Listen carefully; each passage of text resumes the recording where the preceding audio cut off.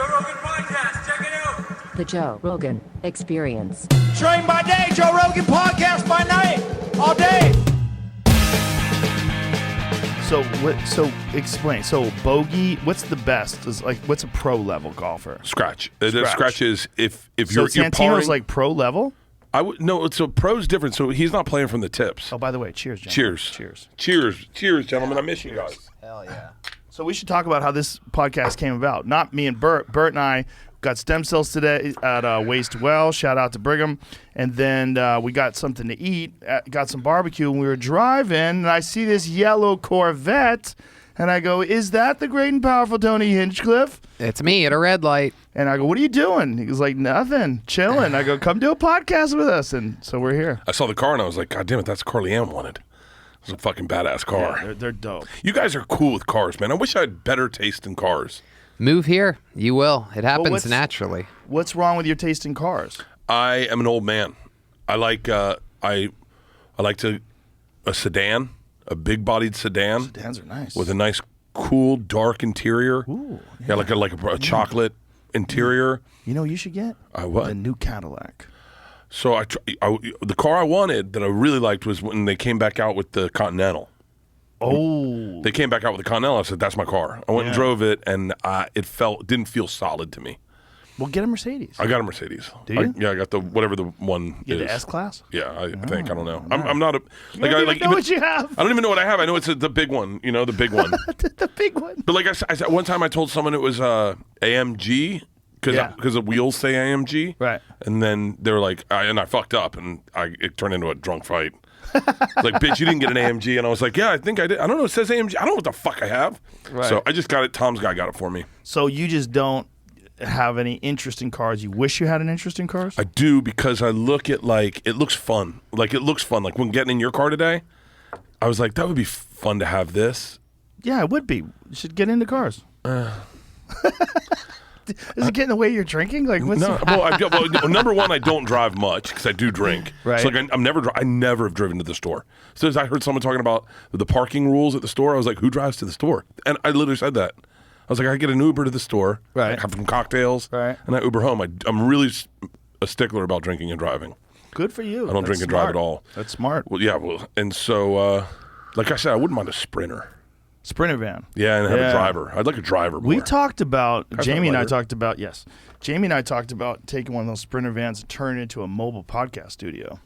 Steve-O has that. Does he? Yeah, Steve-O has it. It's Steve-O's podcast is pretty fucking awesome. Yeah? He does good fucking interviews. There's a thing. Smart guy. Yep. He's a smart guy, and he has this thing where he kind of. I don't know if it's his past life of like not seeing consequence, but he doesn't have a problem asking a very uncomfortable question, and he doesn't have a problem telling a good story that may be too much. Like he was telling a story about him and Pontius sharing a Steve-O chick with one Joey time. Diaz. He's got Joey Diaz in there. Yeah, he's great, man, and he's like one of the best two bears we've ever had is Steve-O. Really? Yeah, I showed him my dick. That made it a good show. It was a fucking. But Steve-O's like fucking crazy like that. Like he's fun. Yeah. He's just a fun dude. I'm amazed at how healthy he is, considering all the shit that he's done. I mean, that guy has beaten his body up in a way that very few people have. And still he's okay. Like, he seems fine. He's walking around. It's crazy. Yeah. He's brilliant. I watched his special that he made, and he mixed in actual, like, his own written Jackass style stunts into his thing, into his stand-up, and like there's like parts where it goes back and forth, and he does some of the funniest Jackass style stunts I've ever seen. He does this one where he's bicycling around like an actual pro bicyclist, but instead of wearing the tight black shorts, he just painted his entire like penis and balls and up to his knees blatantly black. And he's talking to people naked. He's naked. He's naked. And he keeps crashing his bike right around people, and people are like, oh my God, and they want to like catch him and stuff, and then they see it. It's so funny. He brought me over to his house. When he was doing that, he was like, hey man, would you come over to my house and help me with my special? And I was like, I don't understand what the fuck he's talking about. So I go over, and he's got his special, but his special, he's also got these great clips. He's got a clip. He tells a story on stage about swallowing an ounce of marijuana in Europe and it getting stuck in his throat, and then him having to go into the I'm not going to tell his own story. It's his special, but he's got some fucking crazy stories. And I'm sitting there watching it going like, really thinking, God, man, I should have done this. Why didn't I do this for Travel Channel? I have great stories at Travel Channel and show the footage, tell the story. Yeah. It's like really good. He's a solid dude, man. I'm glad he got sober. Dude. He's one of the guys you go, I'm glad he got sober. Yeah, me too. And then I look at people that got sober and I get bummed out. Like who? I think Brad Pitt. I'm like, I wish you still partied. Didn't he get sober though because of his relationship? Like, wasn't that probably one of the reasons why he was drunk? Like she was mad at him. Yeah, I guess. I don't know. I don't know him. Tommy knows him. They're buddies. There was like a thing where like something happened on a plane. Or a private jet they had to stop, do emergency stop because he was too drunk. Yeah, I think I'm not going to speak for Brad Pitt. I'm trying to get out of the business of talking shit about people. Really? Dude, I've done it a lot. It's boozing. Yeah, I know. Once you start boozing, the lips start flapping and the words start flowing freely. Like last night at the Vulcan. Yeah, that green room was a lot of hot fun. tea. Hot That a tea lot was of fun. served. I love a good gossip session. I do too. It's important, but there's like so much gossip flowing around these days. It's like it's intense. It's almost like too overwhelming. Yeah. Like you look at some of the gossip going around and you're like, I'm going to need like half a day to sit and watch like 4 podcasts to figure out what's going on. I just can't. I'm so balls deep into this Amber Heard Johnny Depp podcast. It's not a podcast, the trial. I can't stop. Yeah, I can't stop. My every dad day. too. I was watching today. Today, her attorney said, "I'm doing my best," and she took a deep breath. Her attorney is in the middle of the whole thing. She's like, "I'm doing my best." In the middle of like questioning. Oh my God. She's just giving up. She's like, "This is fucking done." Like I've got a crazy person as a client. Yeah. I don't know anything. I know that she said that he beat her up, and he said that she beat him up, right? Well, he has recordings of her admitting she beat him up. There's no recordings ever of him saying that he beat her up. There's no evidence that he beat her up. There's no images of her battered and bruised, like she said. She said he punched her in the head, and then the next day there's photos of her, and there's nothing wrong with her. And he always wears rings, and that's one of the things they confronted her on. They said, Johnny always has rings on all of his fingers. Where are the marks on your face? And she's insane. The best part, though, was her lying about donating the money to the ACLU and the Children's Hospital. She said, yes, I pledged the money. And they go, no, you said you donated the money. I did pledge the money. No, you said you donated the money. That's not true. That's incorrect. I pledged the money.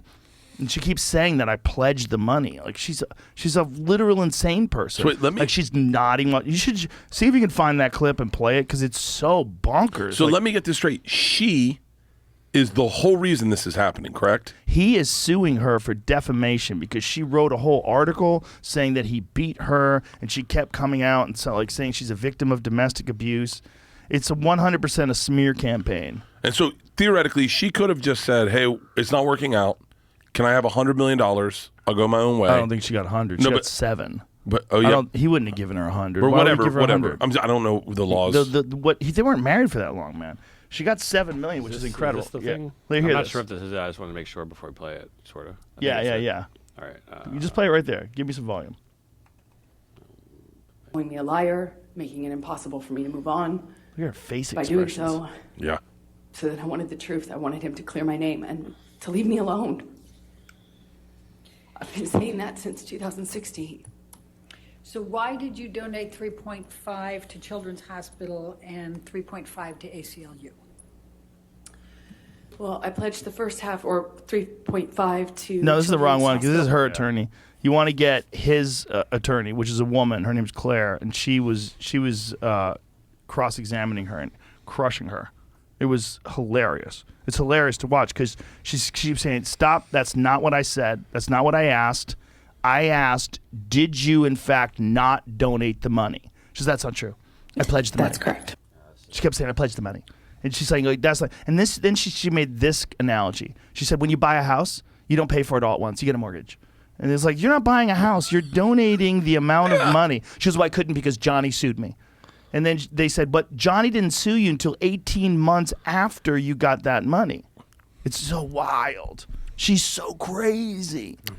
Yeah. Is this the right? Yes. Yeah. Back it up a little. That's correct.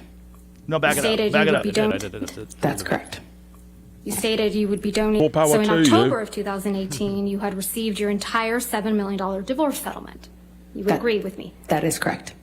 That's good, right here. And you hadn't yet been sued by Mr. Depp. This is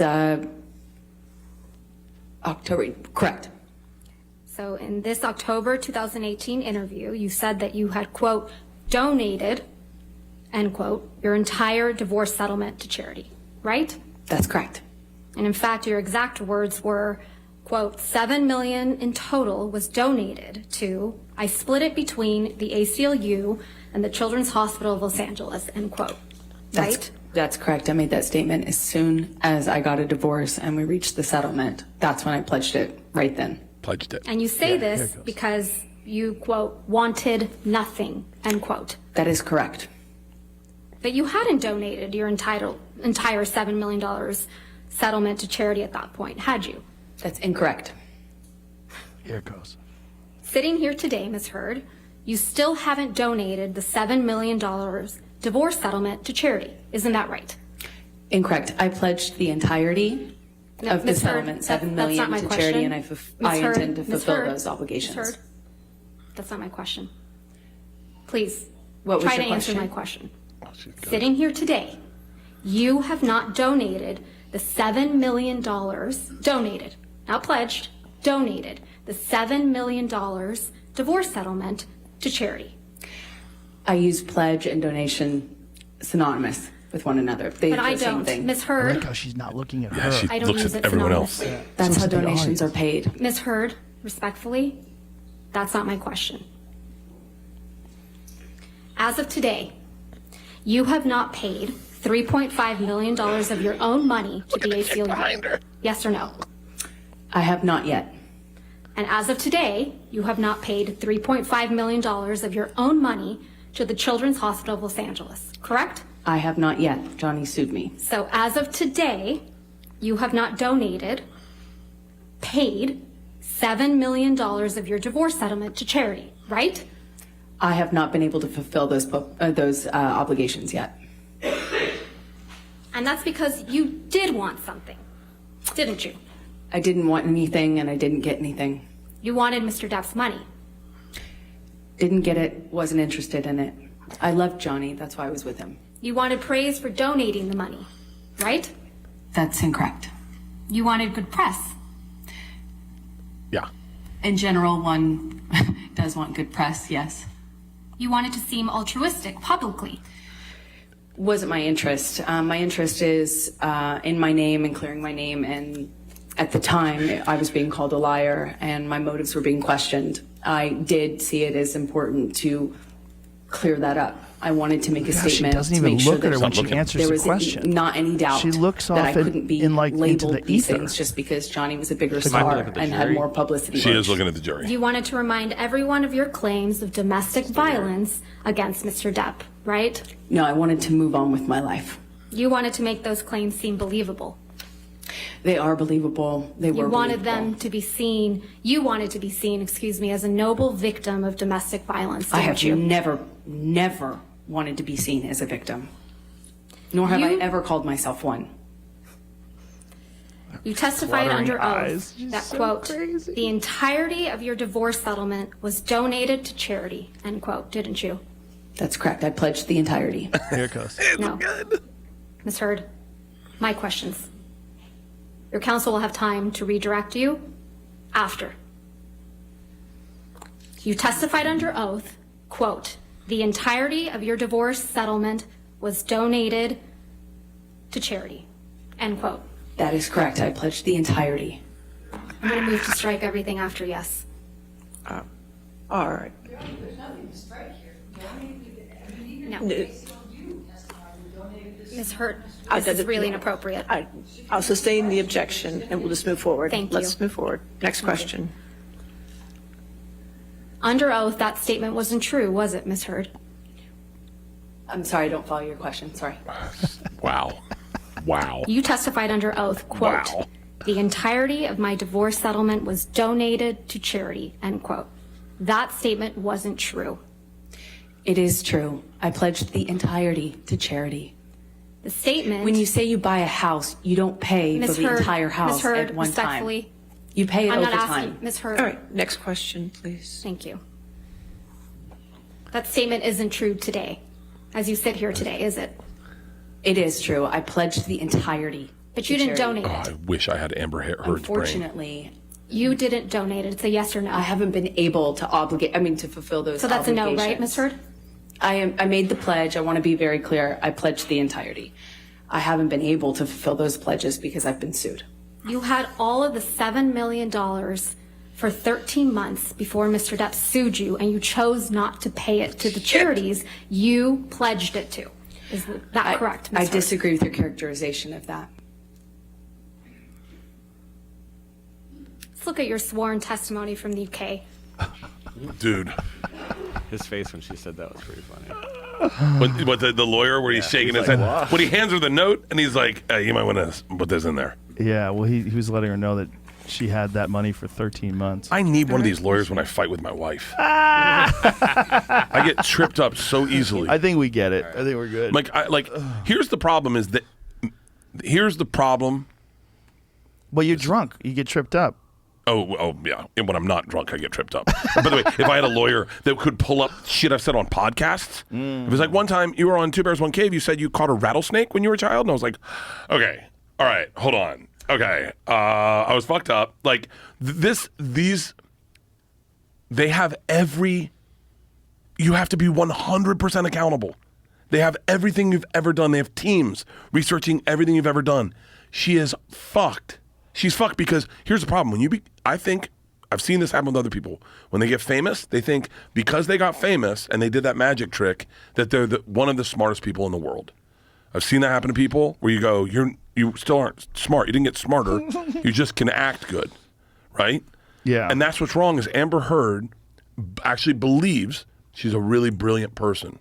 So she thinks she's smarter than everyone in that room, not realizing that the fucking 8 that's running the cross direct, Amber Heard's a 10, that 8 is a smart motherfucker and runs circles around her. Well, she has the truth on her side. That's the thing. It's like you can be smart as fuck, but if you are on the witness stand and you're talking about something that is as clear as you had money, you didn't donate the money, you said you donated the money, but it's not true, and your workaround is I pledged the money. Yeah. And she's doing this. I pledged the money, and then she looks at the jury. This weird nodding. It's like you could tell like that. Actor stuff is what it is. Yeah. This is what thinking looks like. Yes. She can act like a smart person, and she's trying to do that on the thing. She's got no one on her team that's ever been straight with her, right? No one. And she lives in a fucking make-believe world. She beat the fuck out of Johnny Depp. For sure. And then thought, I'm so smart with what's going on in this world, I'm going to throw him under the bus. They're not even going to ask a question. And then I can do Aquaman 2. And now she has fucked up her career. Yeah. When she could have just been, it didn't work. Let's go our separate ways. Right. And she would have still had a great career. A great career. I liked Amber Heard even when they broke up. And by the way, I'm a ride or die from Johnny Depp. I still have a voicemail from him. I'm not going to delete. I switched phones. I recorded it on my new phone. So she fucked everything up. Yeah, she fucked everything up. Yeah, but she didn't think she was gonna. She thought with the way the public treats women in divorce settlements, if you say that the man was abusive and you say that the man beat you, and it's so crazy, man. It's so crazy to watch. But this is probably the first public thing where a guy who's a famous guy and a girl who's a famous girl are in a spat and the guy's winning. We've never seen one of these before. Oh, never. Never. Cosby's probably got to be going, I wish I had Johnny's team. Well, he's out. Cosby's out? Yes. Yeah. Wow, Cosby's out. Did he escape? There was an... Don't mind me. I'm just cleaning up over here. That's the worst Cosby impression ever. I'm bad at impressions. Hey, that's like Huggy the Bear. Yeah, he was released because if I remember it correctly, the statement that he made there was some sort of a settlement that he had, and part of the settlement was he would give this woman the money and he would make these statements, but the statements could not be used against him. Yeah. And so he made these statements. Isn't that how? Am I saying that right? Because the prosecutors violated Mr. Cosby's rights by reneging on an apparent promise not to charge him. The court majority ruled. Okay. So the district attorney in Montgomery, Pennsylvania, outside Philadelphia, issued a news release saying that he had declined to charge Mr. Cosby over the matter. Mr. Cosby then sat for depositions in a separate lawsuit against him by Miss Constand, where he paid her $3.38 million to settle in 2006. But a subsequent district attorney reversed Mr. Castor's decision and charged the entertainer with assaulting Ms. Constand. After all, in the trial, prosecutors used what Mr. Cosby had said in the deposition, his admission that in decades past he had given quaaludes to women in an effort to have sex with them, as evidence against him. So that was it. So we hold that when a prosecutor makes an unconditional promise of non-prosecution and when the defendant relies upon that guarantee to the detriment of his constitutional right not to testify, the principle of fundamental fairness that undergirds I don't even know what that word is. Undergird? Have you ever heard that word? No. Due process of our law in our criminal justice system demands that the promise be enforced. So they let him out. Jesus. Yeah. I would love to hear Cosby be 100% honest about drugging women. I think he can. I think it's like OJ. We were talking about this last night, that if you talk to OJ's, well, I came home and, I went to the airport just like normal. Everything was normal. And then when I got to the airport, there's Mr. Simpson, we want to talk to you about the murder of your wife. Well, what? My wife was murdered? Huh? I mean, I was in shock. I was despondent. I bet if you talk to him, he would have this. He was talking about the Buffalo shooting the other day. Really? Yeah, he was sending his my condolences, Twitter world, and he's giving his condolences, and the comments are the best. Yeah, there he is. Oh yeah. Oh yeah. But the comments were like, send my condolences. we know how against multiple people dying in one location you are. Yeah. He got new bottom teeth, it looks like. Did he? It looks like it. I love when people get new teeth and then it's like all you can see. Yeah. Those are brand new. Beautiful teeth. Oh, he got all new teeth. Nice teeth. You think you'd ever do that? He's like, how white do you want him? He's like, I want him cheating on me with a busboy white. Kind of white you could cut the neck off of. You know what I'm talking about, Doc? Oh, Jesus. Fucking, I love you watch a movie and the white teeth just pull me out. I was going to get my teeth done before. I'm good right now. I was going to get my teeth done before I did the movie. It's like, what are we going to get done? I was just going to get all new teeth. All new teeth. Jesus. I already have, well, first of all my teeth are fake. I got hit in the mouth with a baseball bat when I was 11. And Really? so, yeah. Damn. Yeah, I have Who hit you in the mouth with a baseball bat? I don't know the kid's name. Was it an accident? No, yeah, it was an accident. I was playing catcher. It was a pass ball. I took my mask. It was my 11th birthday, too. Took my mask off, threw it down to third base, and the kid brought the bat back, hit my mouth, cracked all my teeth back to my molars. I ate a baseball bat. Let me see your teeth. Wow. They look pretty fucking Well, good. they're a fucking mess right now. But they look good for fake teeth. Yeah. They look like real teeth. Yeah. And so I was going to get them redone, and my wife's like, no. She's like, no one will be able to watch your goddamn movie because they'll be looking at your teeth. You'll look weird with brand new teeth. She's probably right. Yeah, so I kept regular teeth. Conor McGregor got new teeth. They're fucking so obvious. They're like shiny, pearly white.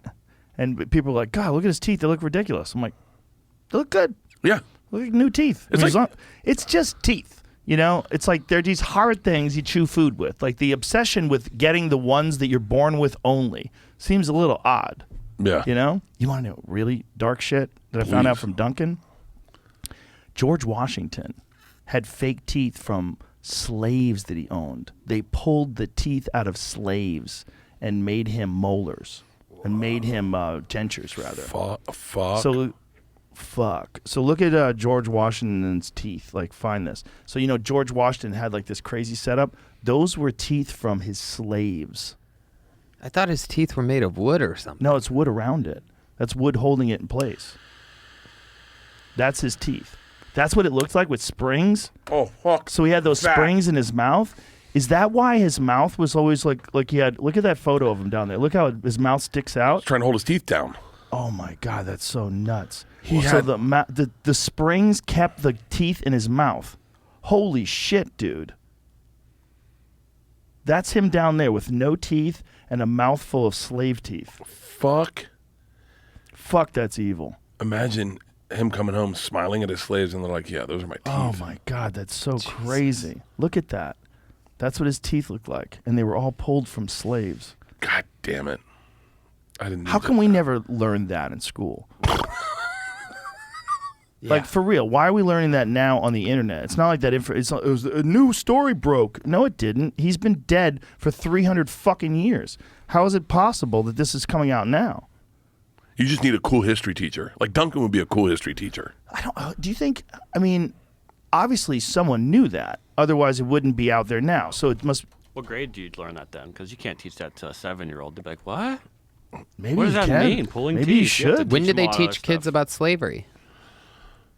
Oh.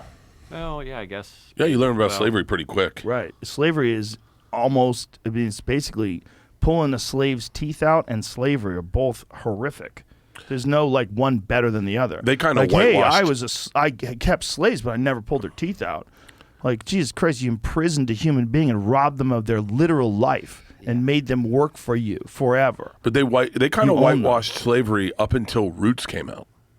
Like they didn't really dive into just how bad it was from what I've heard until Roots came out. Roots was the first representation of them when they crippled Jody. Yes. And they hobbled him because he kept running away. They cut the top of his foot off, right? Yeah. And that's how. And then I think that was the first time that America was like, had an open, honest conversation about slavery. Yes. Like Yes. we have some explaining to do. Yes. And that was Yeah. probably one of the first times where reparations was brought up. Yeah. That was probably one of the first, because there's companies that to this day, in their original origin, like when they were around during slavery and they had slaves, they profited off of slaves, and they're still around. Those companies made a profit that was the foundation of the business that they enjoy today, and it came from slavery. If anybody should pay reparations, it's those people, right? It was the same with Germany. Yes. They used the Jews to blow up big companies that are still around today. What's the dude that did all the outfits? Vidal Sassoon or something? What? Who did all the outfits? The dude that did all the No, outfits. he did, it's Gucci? It's one of them. It is a Gucci? big one. What are you saying? What Yeah, did they do? did they designed the Nazi stuff. Oh my God, really? Hugo Yeah. Boss. Hugo There you Boss. go, yeah. Hugo Oh, Boss. wow. That's why the Nazis look so fucking dope. Yeah. Really? Their outfits are fucking, out of all the villains' outfits, that has been the standard prototype for what a villain should look like. No doubt. I did not know that Hugo Boss was around back then. Yeah. Big 5 name fashion designers who had ties to Nazis. Whoa. Coco Chanel, Whoa. Louis Vuitton. Christian Dior, Christian Dior What did was their the other one deodorant. above that? Above Christian Dior? Louis Vuitton? Balenciaga. Yeah. I don't know what that is. Jamie knows all that stuff. You hear how he says it so comfortably? Balenciaga? Like he's been saying it a lot? I'm so stupid I see a word like that and I just Never go, heard it's too somebody big for me to guess. say. I'm going to guess it. Yeah. Well, dude, when I do the post-fight or weigh-in interviews, Yeah. rather, when weigh-in reading people's names, I'm fucking terrible at that. Because some of these names I'm just learning for the first time, like guys who are making their debuts. Some of them, they argue over how to say it. Like everybody argues over those. Sometimes. Yeah. There's a few that I've noticed that literally they're like names evolve and change and stuff. It's crazy. Hassan Minhaj, I'm saying his name wrong now. I'm certain I am. Because he went on like Seth Meyers and was like, yeah, everyone's been saying my name wrong the whole time. Oh. And I think there's I don't want to fuck it up because I like the guy, but like I think there's an emphasis on the first part. It's Hassan. Oh, Hassan. Right. Minhaj. Well, Fedor Emelianenko, that's not how you say his name. His name is Fyodor. Fyodor. Igors are not Igors, they're Igor. Igor. I forget. Yeah, Like Igor? Yeah, it's not Igor. We say Igor because we learned it as kids, as the guy that brought the thing. Igor, come get my help. But it's Igor. Oh, yeah. Well, the Russian language is so fascinating. I mean, it's so interesting, like the sounds that they make.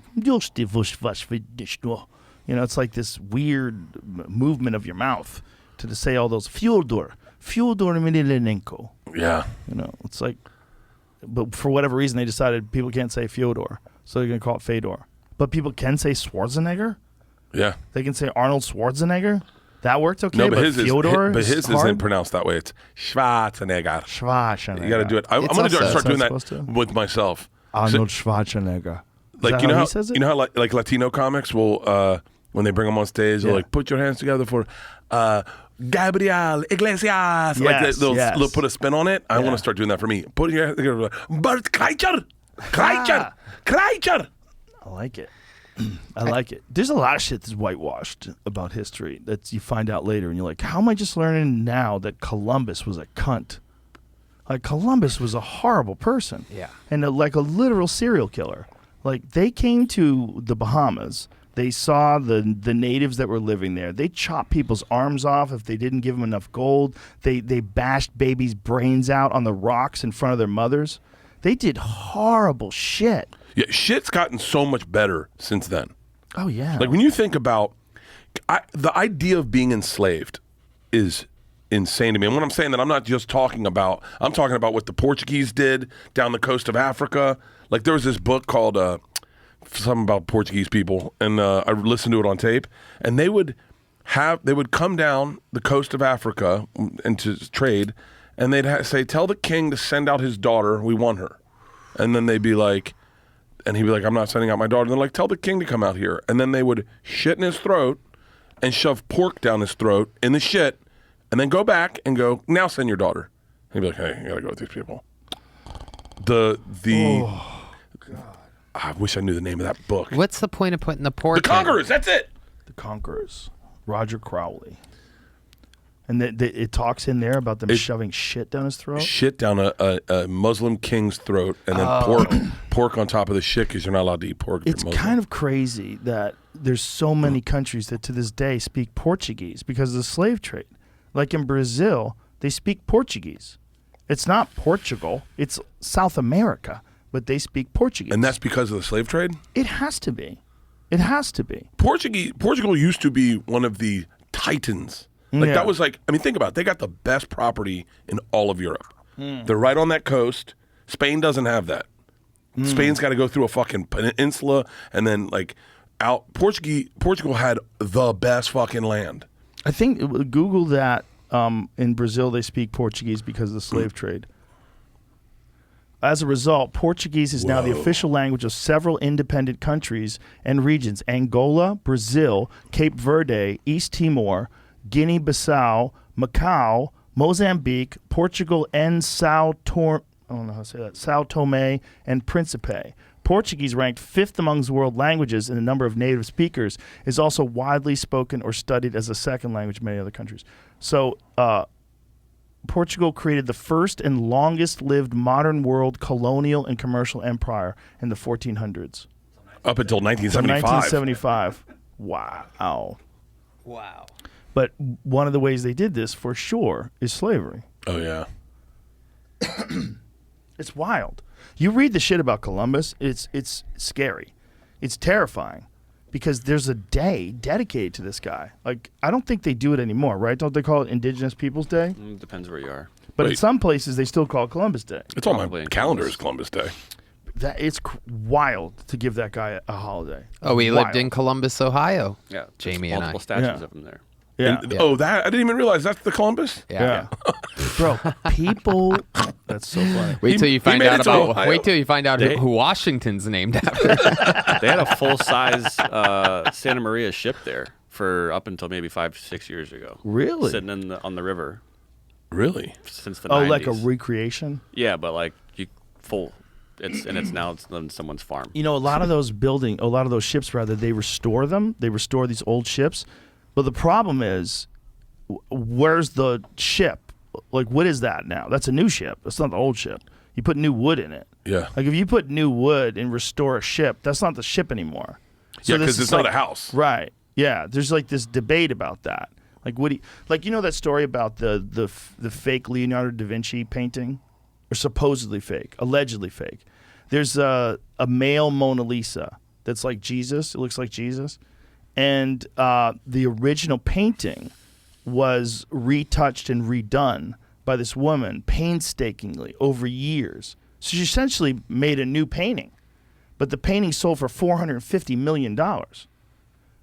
and MBS from Saudi Arabia. That's what it looked like when they got it. And they had to take all these layers of shitty paint off, and in the process, the art investigators or whoever it would be determined that there's a high probability that this is a Leonardo da Vinci. It's a lost Leonardo. Since then, it's gone into a lot of dispute, and there's objective art analysts that do not believe that this is a lost Leonardo da Vinci, and then there's other ones that may be connected to it that do believe it. The problem is the amount of money to be made off of Leonardo da Vinci was absurd. So there's a certain amount of incentive for them to say that it was a Leonardo da Vinci. And I don't think it was substantiated before the auction. So it was sold to the highest bidder, which was $450 million. And then it came out like over time what the process was. And The Lost Leonardo is a documentary that I saw.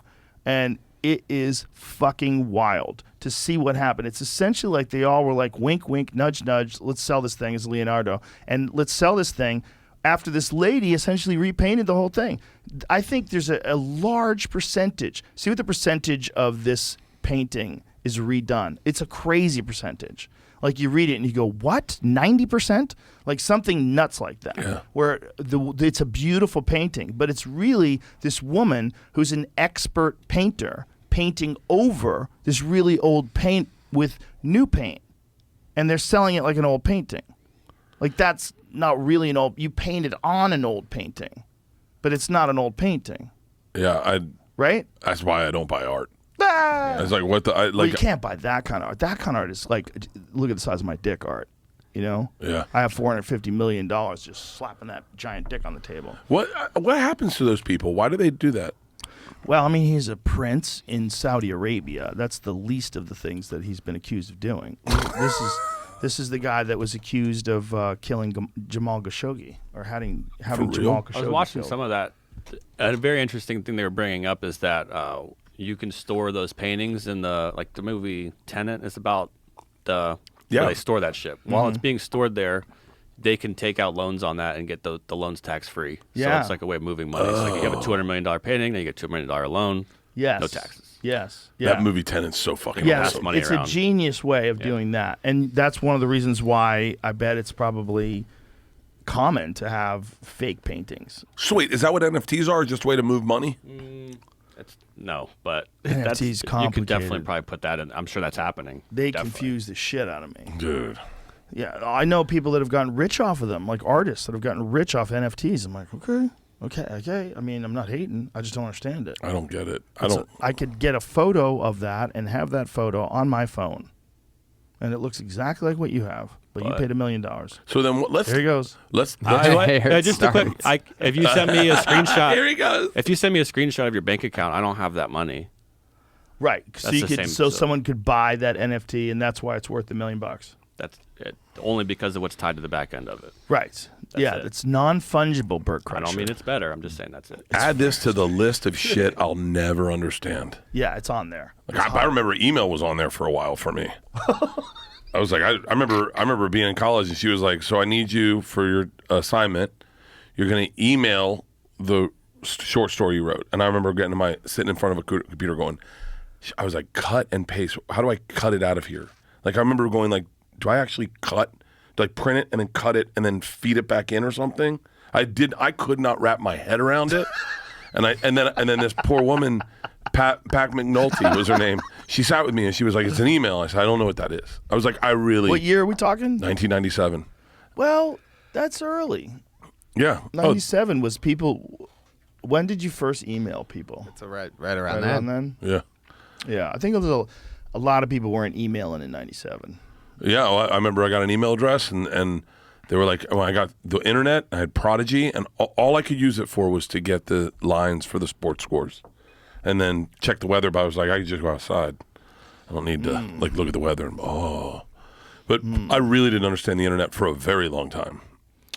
Yeah, I don't think most people don't understand the internet. I remember getting in arguments. They're like, yeah, one day you're going to be shopping on the internet. And I go, okay, you're telling me I'm not going to go to the grocery store and pick out the bread I want. I'll just go have bread sent to my house. And now that's all we do. You could literally say it into your phone. That's what's crazy. Yeah. You talk into your phone, have bread delivered to my house. is insane. We probably have seen the biggest change in technology in our lifetime. Oh yeah. Maybe in human history.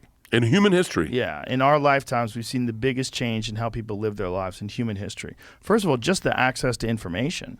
Just the fact that like my kids do it all the time. They ask Siri questions. Like they don't know an answer to something. They go, hey Siri, what is the capital of the country Georgia? And then boom, they'll pull it up. Like there it is. Like you can do that now. That was science fiction. When we were kids, everyone was dumb. Yeah. Nobody had any data. And the stories that people told, they could be 100% bullshit because nobody could back them up. Nobody could go find them and find the data.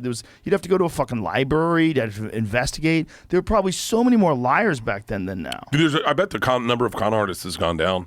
I remember meeting a con artist freshman year of college. He was like a guy that just lived in lies, and he lied to all of us, and we all sat and listened, and I loved the guy. The guy was fucking fascinating. His life was amazing. It was all fake. And then one day, that was at summer school, and then people that knew him showed up to college, and were like, "Oh, don't believe a word he says. Everything he says is a lie." And oh my God! I've actually looked for this guy. I know he's changed his name. I've looked for him a couple times. He's probably got like some sort of foreign name. He was a good-looking guy, Javier. Something like that. Something with some flair. Nobody ever goes with like a boring white name. He spoke Portuguese, or we think he did. We don't know because none of us spoke Portuguese. Picking up fake Portuguese, dude. I love this guy. Was so fun too. Wow. Hey, what percentage of the Salvador Monday was fake? Was retouched? Because it gets brought up in the documentary. Are we drinking this one? They relayed an anonymous tip that 90% of it was painted in the last 50 years. 90%. 90%. Do you think they told that guy that before he spent $450 million? Oof. Would it change your opinion of, say, Ali Wong? Ali Wong's a safe place. Would it change your opinion of Ali Wong if you found out 90% of her act was written by someone else? Yes. Yeah, 100%. Yes. Yeah, I'm really litigious about that. I won't even take tags from people because I get weird about it because I go, I didn't write it. Tosh gave me a great one time. Oh, you wouldn't take it? I wouldn't take it. It was awesome. It was a great one. Oh, you got to take tags. I take tags. Yeah, Tony takes tags. I had a joke about dating a black chick. I wanted to date a black chick, and it was like an act out story about wanting to date a black chick. And then he said, you need to start that with, I want to date a black chick just as long as she's never had sex with a black guy. And I was like, oh, that's so fucking funny. I wish I had thought of that. What is Daniel Tosh doing? He's there actually tonight. What? He's here tonight? Where? Let me make sure of that. At the Paramount? Or it could be this weekend. I remember seeing an ad that he was in town this weekend or something. No shit. No I way. haven't talked to that guy in forever. Dude, I want to say hi to him. He's great. He's a sweetheart of a guy. He's very smart, too. Very smart. And we both dislike the same people. It's fun. It's fun to have conversations with them. Tomorrow and Friday. That's dope. I got tomorrow off. Moody Theater. At the Moody. Oh, And that's oh the yeah, just tomorrow. Just Thursday. Just Thursday. Okay. Maybe have to say hi to Daniel Tosh. I met him right when we had Georgia. I did the Miami Improv, and we're very, very different men. Like the things we like. Yeah, we're very weird. For real? Yeah. I'm partying my dick off and he's stone sober. Does he even get high? Anything? No, he doesn't do anything. Wow. And but we liked each other. Like we got along really well. And then I got back to LA and he called me and he was like, "Hey man, I want to get you in at the Comedy Magic place." And he vouched for me and I went down. Like he's just a really sweet guy. Yeah, he's a good dude. I remember we were broke too and he came to play poker with me and he came to pick me up. And I said to Leanne, "Hey, can I have $100?" She said, "We don't have it." And he goes, and I said, "No, I know, but give me the bank card and I'll go get it." She goes, "No, we don't have $100." And I said, "Babe, come on. I just need $100. I'm going to play poker tonight. I'm not going to lose. I'll bring back the money." She goes, "No, we don't have it." And Daniel goes, "I'm so uncomfortable right now." He goes, "Can I just give you $100?" And I said, "Yeah." And we walked out. He gave me $100 to gamble with. He goes, "I'm so uncomfortable right now." Wow. You were ready to gamble and you didn't have $100. Well, I didn't know that I didn't have $100. I've never been on top of my finances, Joe. But that's not on top of it. That's not even in the remote vicinity of your finances. Yeah. If you're down to $100 that you don't have, what's the brokest you've ever been? I've been broke as fuck. cars repossessed. Like so broke, all you're eating is peanut butter and garlic. Yeah, eating ramen. Yeah. Yeah, broke as fuck. As an early comic, it's so broke.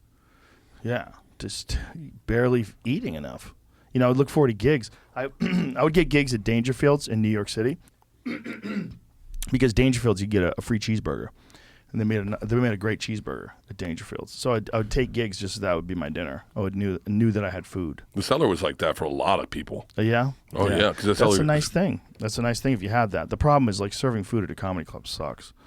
Then the people are eating, looking up. They're not paying attention to the show. They should be watching the show. When you're serving food, it's like, it's convenient if you want to just eat something, but really it should be like two separate things. There's a restaurant next door. You eat at the restaurant.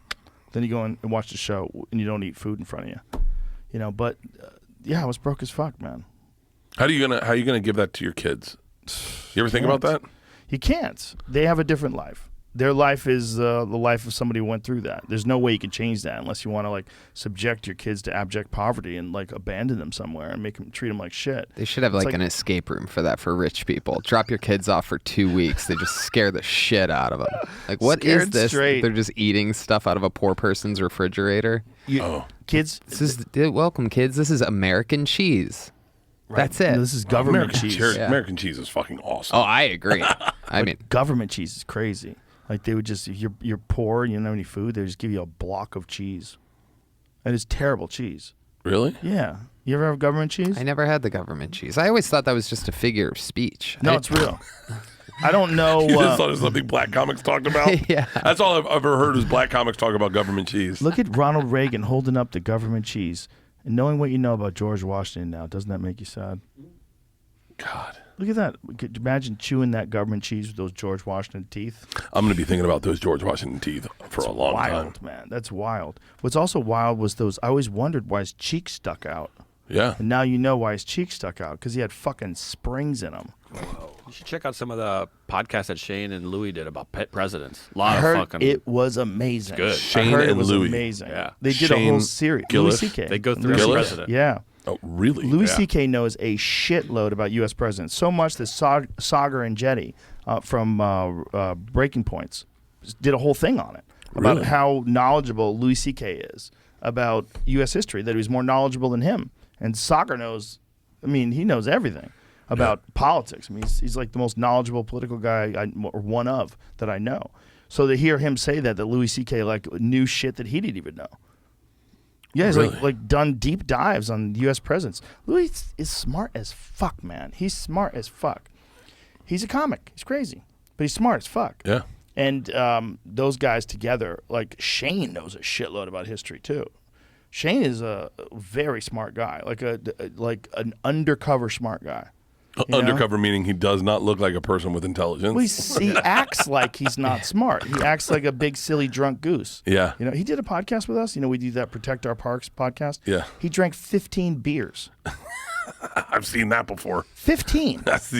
He's fun to bring on tour with, by the way. 3 hours. Well, he drank 11 on Kill Tony, and that's only an hour and a half.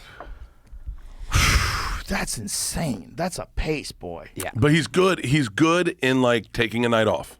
Yeah? Yeah. He's legit. Like, because I love partying with Shane. He's a funny comic too, man. He's Very funny. We did the Celebrity Theater, but in Arizona. Yeah. And he Phoenix. got a standing ovation. Opening up for me. Wow. Yeah, I'm bringing him on Fully Loaded. We just added him to Fully Loaded. Yeah, that's awesome. That Celebrity Theater is tight. That's a good theater, man. He's fun and he's a good comic. Meaning, he watches you, he talks to you about what you're doing, and he's like gives you good like, hey, I like what you're doing with this. Louis is the same way. Louis came and did a show, was doing a show at a theater next to me, and I texted him and I was like, hey, I'm at the theater next to you. I got 2 shows. If you got one, stop by. Did I tell you this already? I might have told you this. Yeah, it's okay, but you didn't tell me on here. So and he goes, we're backstage, and I go, hey, man, you want to go on? And he was like, are you sure about that? And I was like, yeah, man, I don't give a fuck. Like, you're my friend. You've always been nice to me. Like, I'll stand behind you. Please go on. I didn't realize he was saying, are you sure about that? Because he's like, do you want me to go in front of you, and then you're going to have a fucking pretty big hole to dig out because I'm Louis fucking CK. And he murdered with 10 minutes of pedophile jokes. And I got on stage and I could not, I was like struggling. They are my fans. I ripped my shirt off and they're like, it's not Louis though.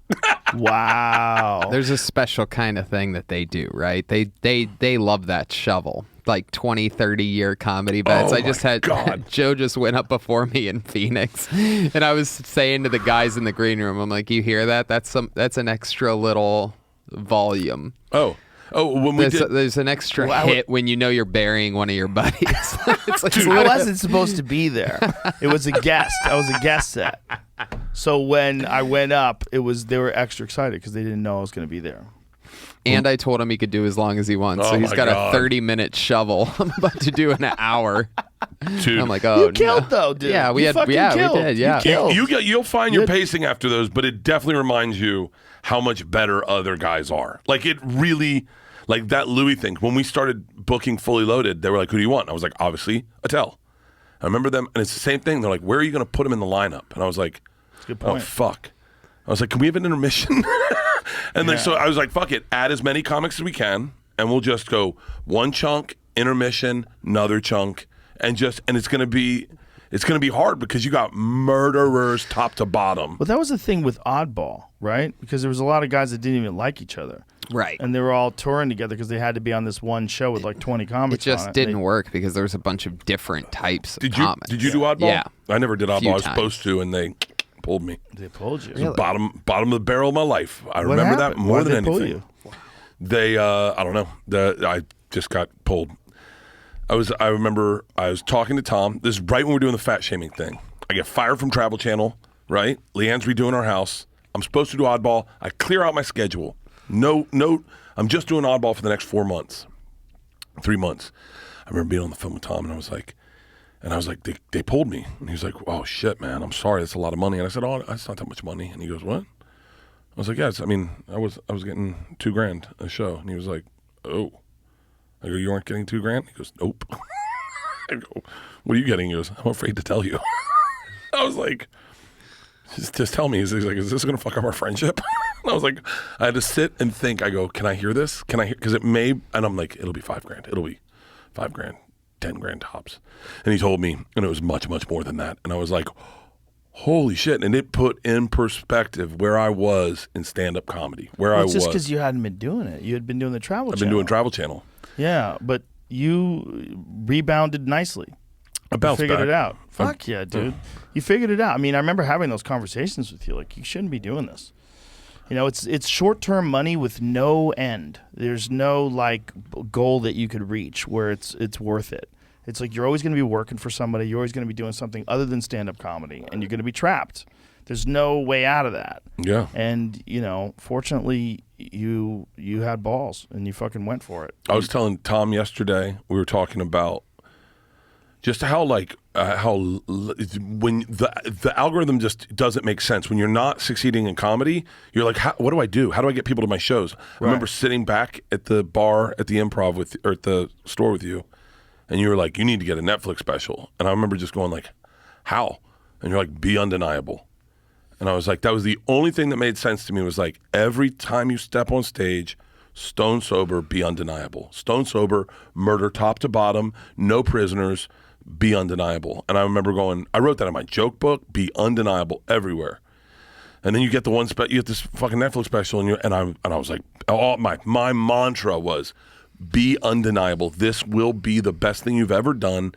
I told the girls goodbye. I went on the road 3 months straight before that special. Every fucking day. Monday, Tuesday, Wednesday, Thursday, Friday, Saturday, Sunday, Monday. No tour bus, flying from city to city, just doing that hour, running that hour, rethinking the hour, listening to people. All I thought about was that fucking hour because that mantra, be undeniable, was in my head. That's my mantra for everything. People can talk all kinds of crazy shit, but when you're undeniable, they can't say anything. Yeah.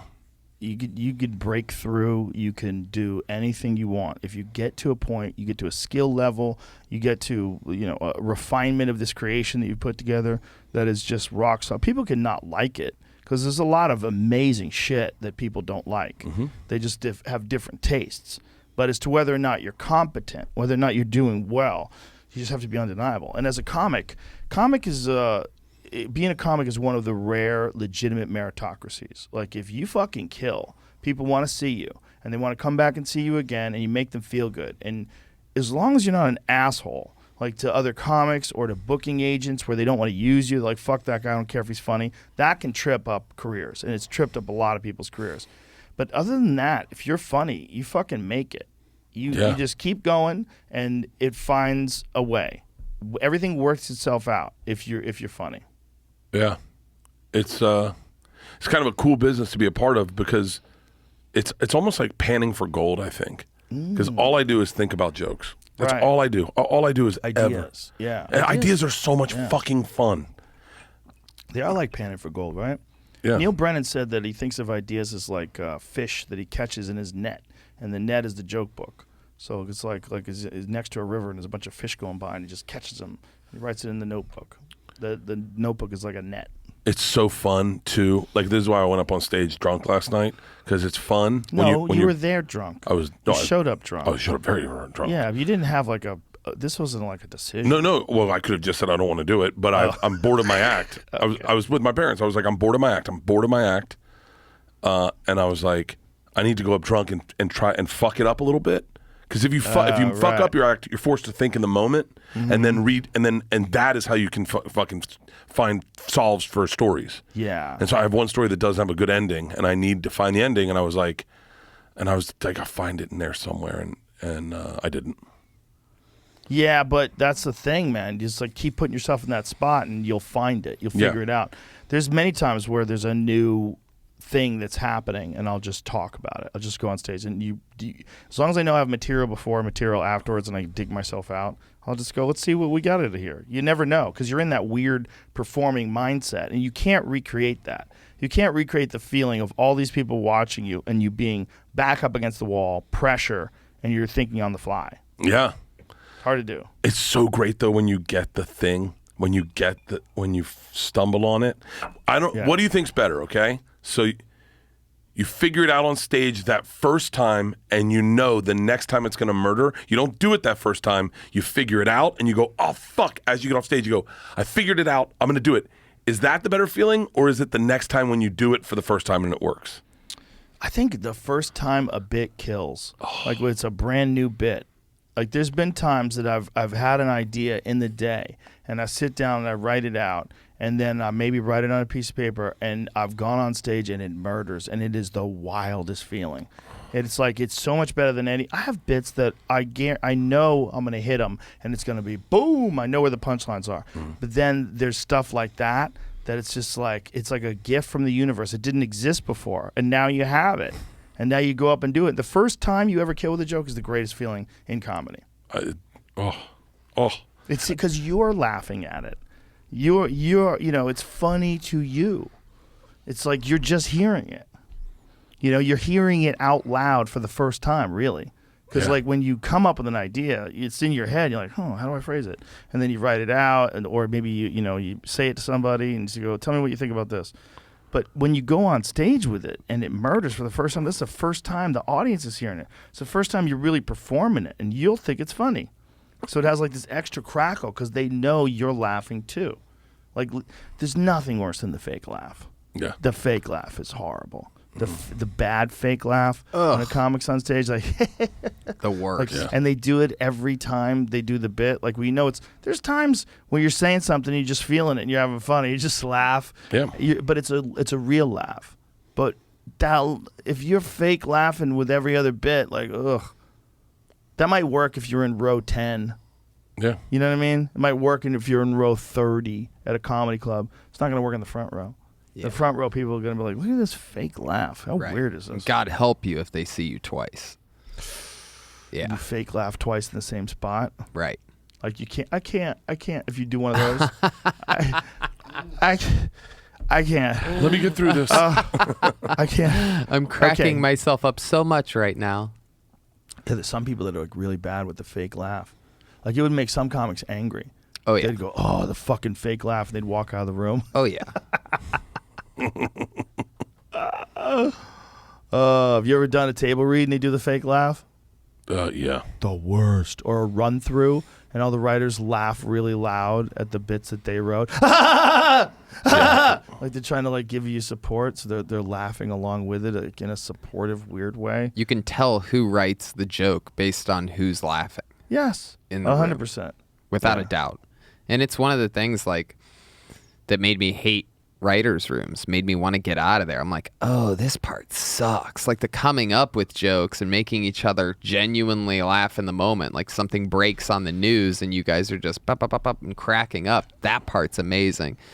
But yeah, once you do the first read in front of the execs back then, like it's just a nightmare. I'm like, oh, this is all fake. This is all nothing. Yeah. Like a bad joke has the same value as a brilliant joke now. If everybody's laughing the same. Right. You'll never know what's the good spot, what the good stuff is. Yep. Isn't it weird that that laughter's so contagious that they use fake laughter on television shows to let you know where you should laugh? Yeah. How weird is that? Have you seen the ones where they pull the laughter out? Oh, like of the Big Bang Theory? Yeah. It's amazing. And they pull the laughter out, and it's just awkward. It's madness. It's madness. It's like, what kind of art form is this? This is so strange. This is like you're showing me some weird diluted world that doesn't exist, where people have like they're like 3/4 people. They're not like 100% people. They're missing a lot of their emotions and the weird, like everything's flat and strange. And everybody talks in like these, I'll say something, then you say something, then I'll say something, then you say something. No one talks over anybody. There's no stumbling of words. Yeah. It's so weird. Andy Kaufman had beef with it all the way back then. Yeah. I remember him saying, like, that's the laughter of dead people. And to think that it stayed one of the main sources of comedy entertainment for so long after that. Well, it kind of still is around, right? Miss Pat does it with a live audience. She's probably the only one doing it well right now. Miss Pat's show's awesome. It's a very good show. It's awesome. It's a very good show. I was like legitimately impressed. Because, you know, when your friend does a show, you're like, I hope it's good. Yeah. I watch a show. And she wanted to come on with the executive producer, who's a really young guy. And yeah. a really smart guy. He knows a lot of shit about like old Hollywood and movies. But when I watched her show, I'm like, this is a good fucking show. Like this, it's... You know, it's good that it's on a streaming platform too, because it'll show that it grows there and it'll get a chance to take legs. But that could be anywhere. And as a matter of fact, I think it might be somewhere else. I think it might be going to Netflix. It's on Paramount Plus. Is that what it is? So whoever owns BET, which I think is Paramount Plus, is now it's on Paramount Plus. Oh, that's what it is. Yeah. Okay, cool. But you know that the world of those shows is an odd world, man. There's so many egos and so many ideas have to like come together in a perfect convergence to make a show, and then everybody wants to take credit for it. It's like it's all so weird, man. And then you have the weirdness of the actors, like they want to be billed on the like when they read the credits. That's important, like what number you are. I remember I was over Callan's house once, and he had this actress lady that he was having relations with, and she made a snide comment about someone being like the fourth name on a sitcom, like the fourth, you know, like how I don't know what the term is. The fourth lead.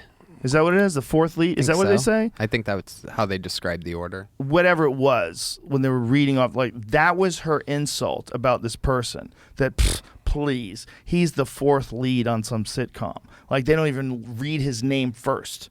They read his name fourth. I'm like, that's an insult. Like she's an out-of-work actress. Yeah. She's not working. She's probably working as a waitress. But her insult was that there was this person and they don't read his name quick enough when they read the names out for the stories. So there's this whole weird social hierarchy to the show. It wasn't like everybody's name on the show, Tony Hinchcliffe, Bert Kreischer, Joe Rogan, all together. One picture. No, It's like Bert Kreischer, da da da da da da da da da. Tony Hinchcliffe, like, and if you got fourth, it's like nobody gives a fuck about you. They could write you out. Yeah. You could die in a car accident. You're not necessary for this show. Actors are crazy. Yeah. I mean, just not Amber Heard. She's fine.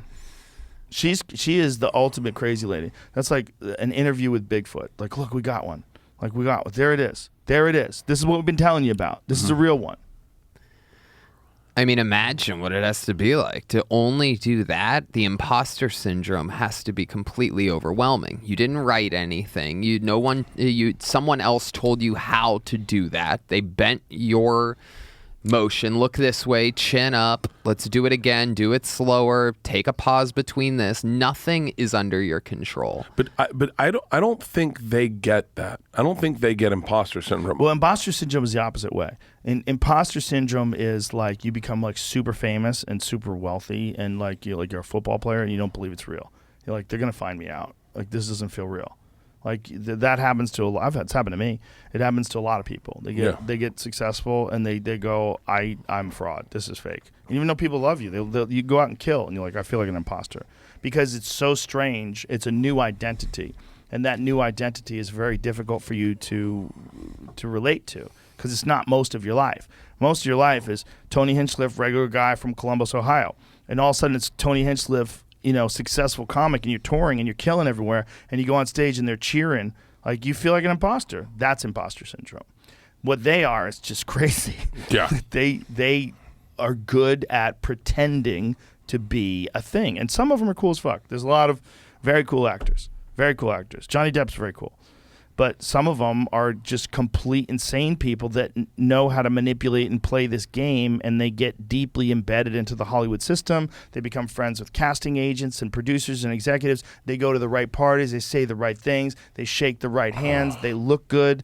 They're attractive and charismatic like her, and next thing you know, they're famous. But they're legitimate sociopaths, like legitimately insane people. And there's not just one of those out there. There's a fucking ecosystem of them. There's a shit ton of them. We know some of them that are comics. Yeah. There's a bunch of them, and they're psychopaths, and they're out there acting like normal people. They're like vampires, just like living amongst regular people, just pretending and making their way through, but they're not. They're crazy people. They steal ideas. They backstab people. They lie about being beaten up.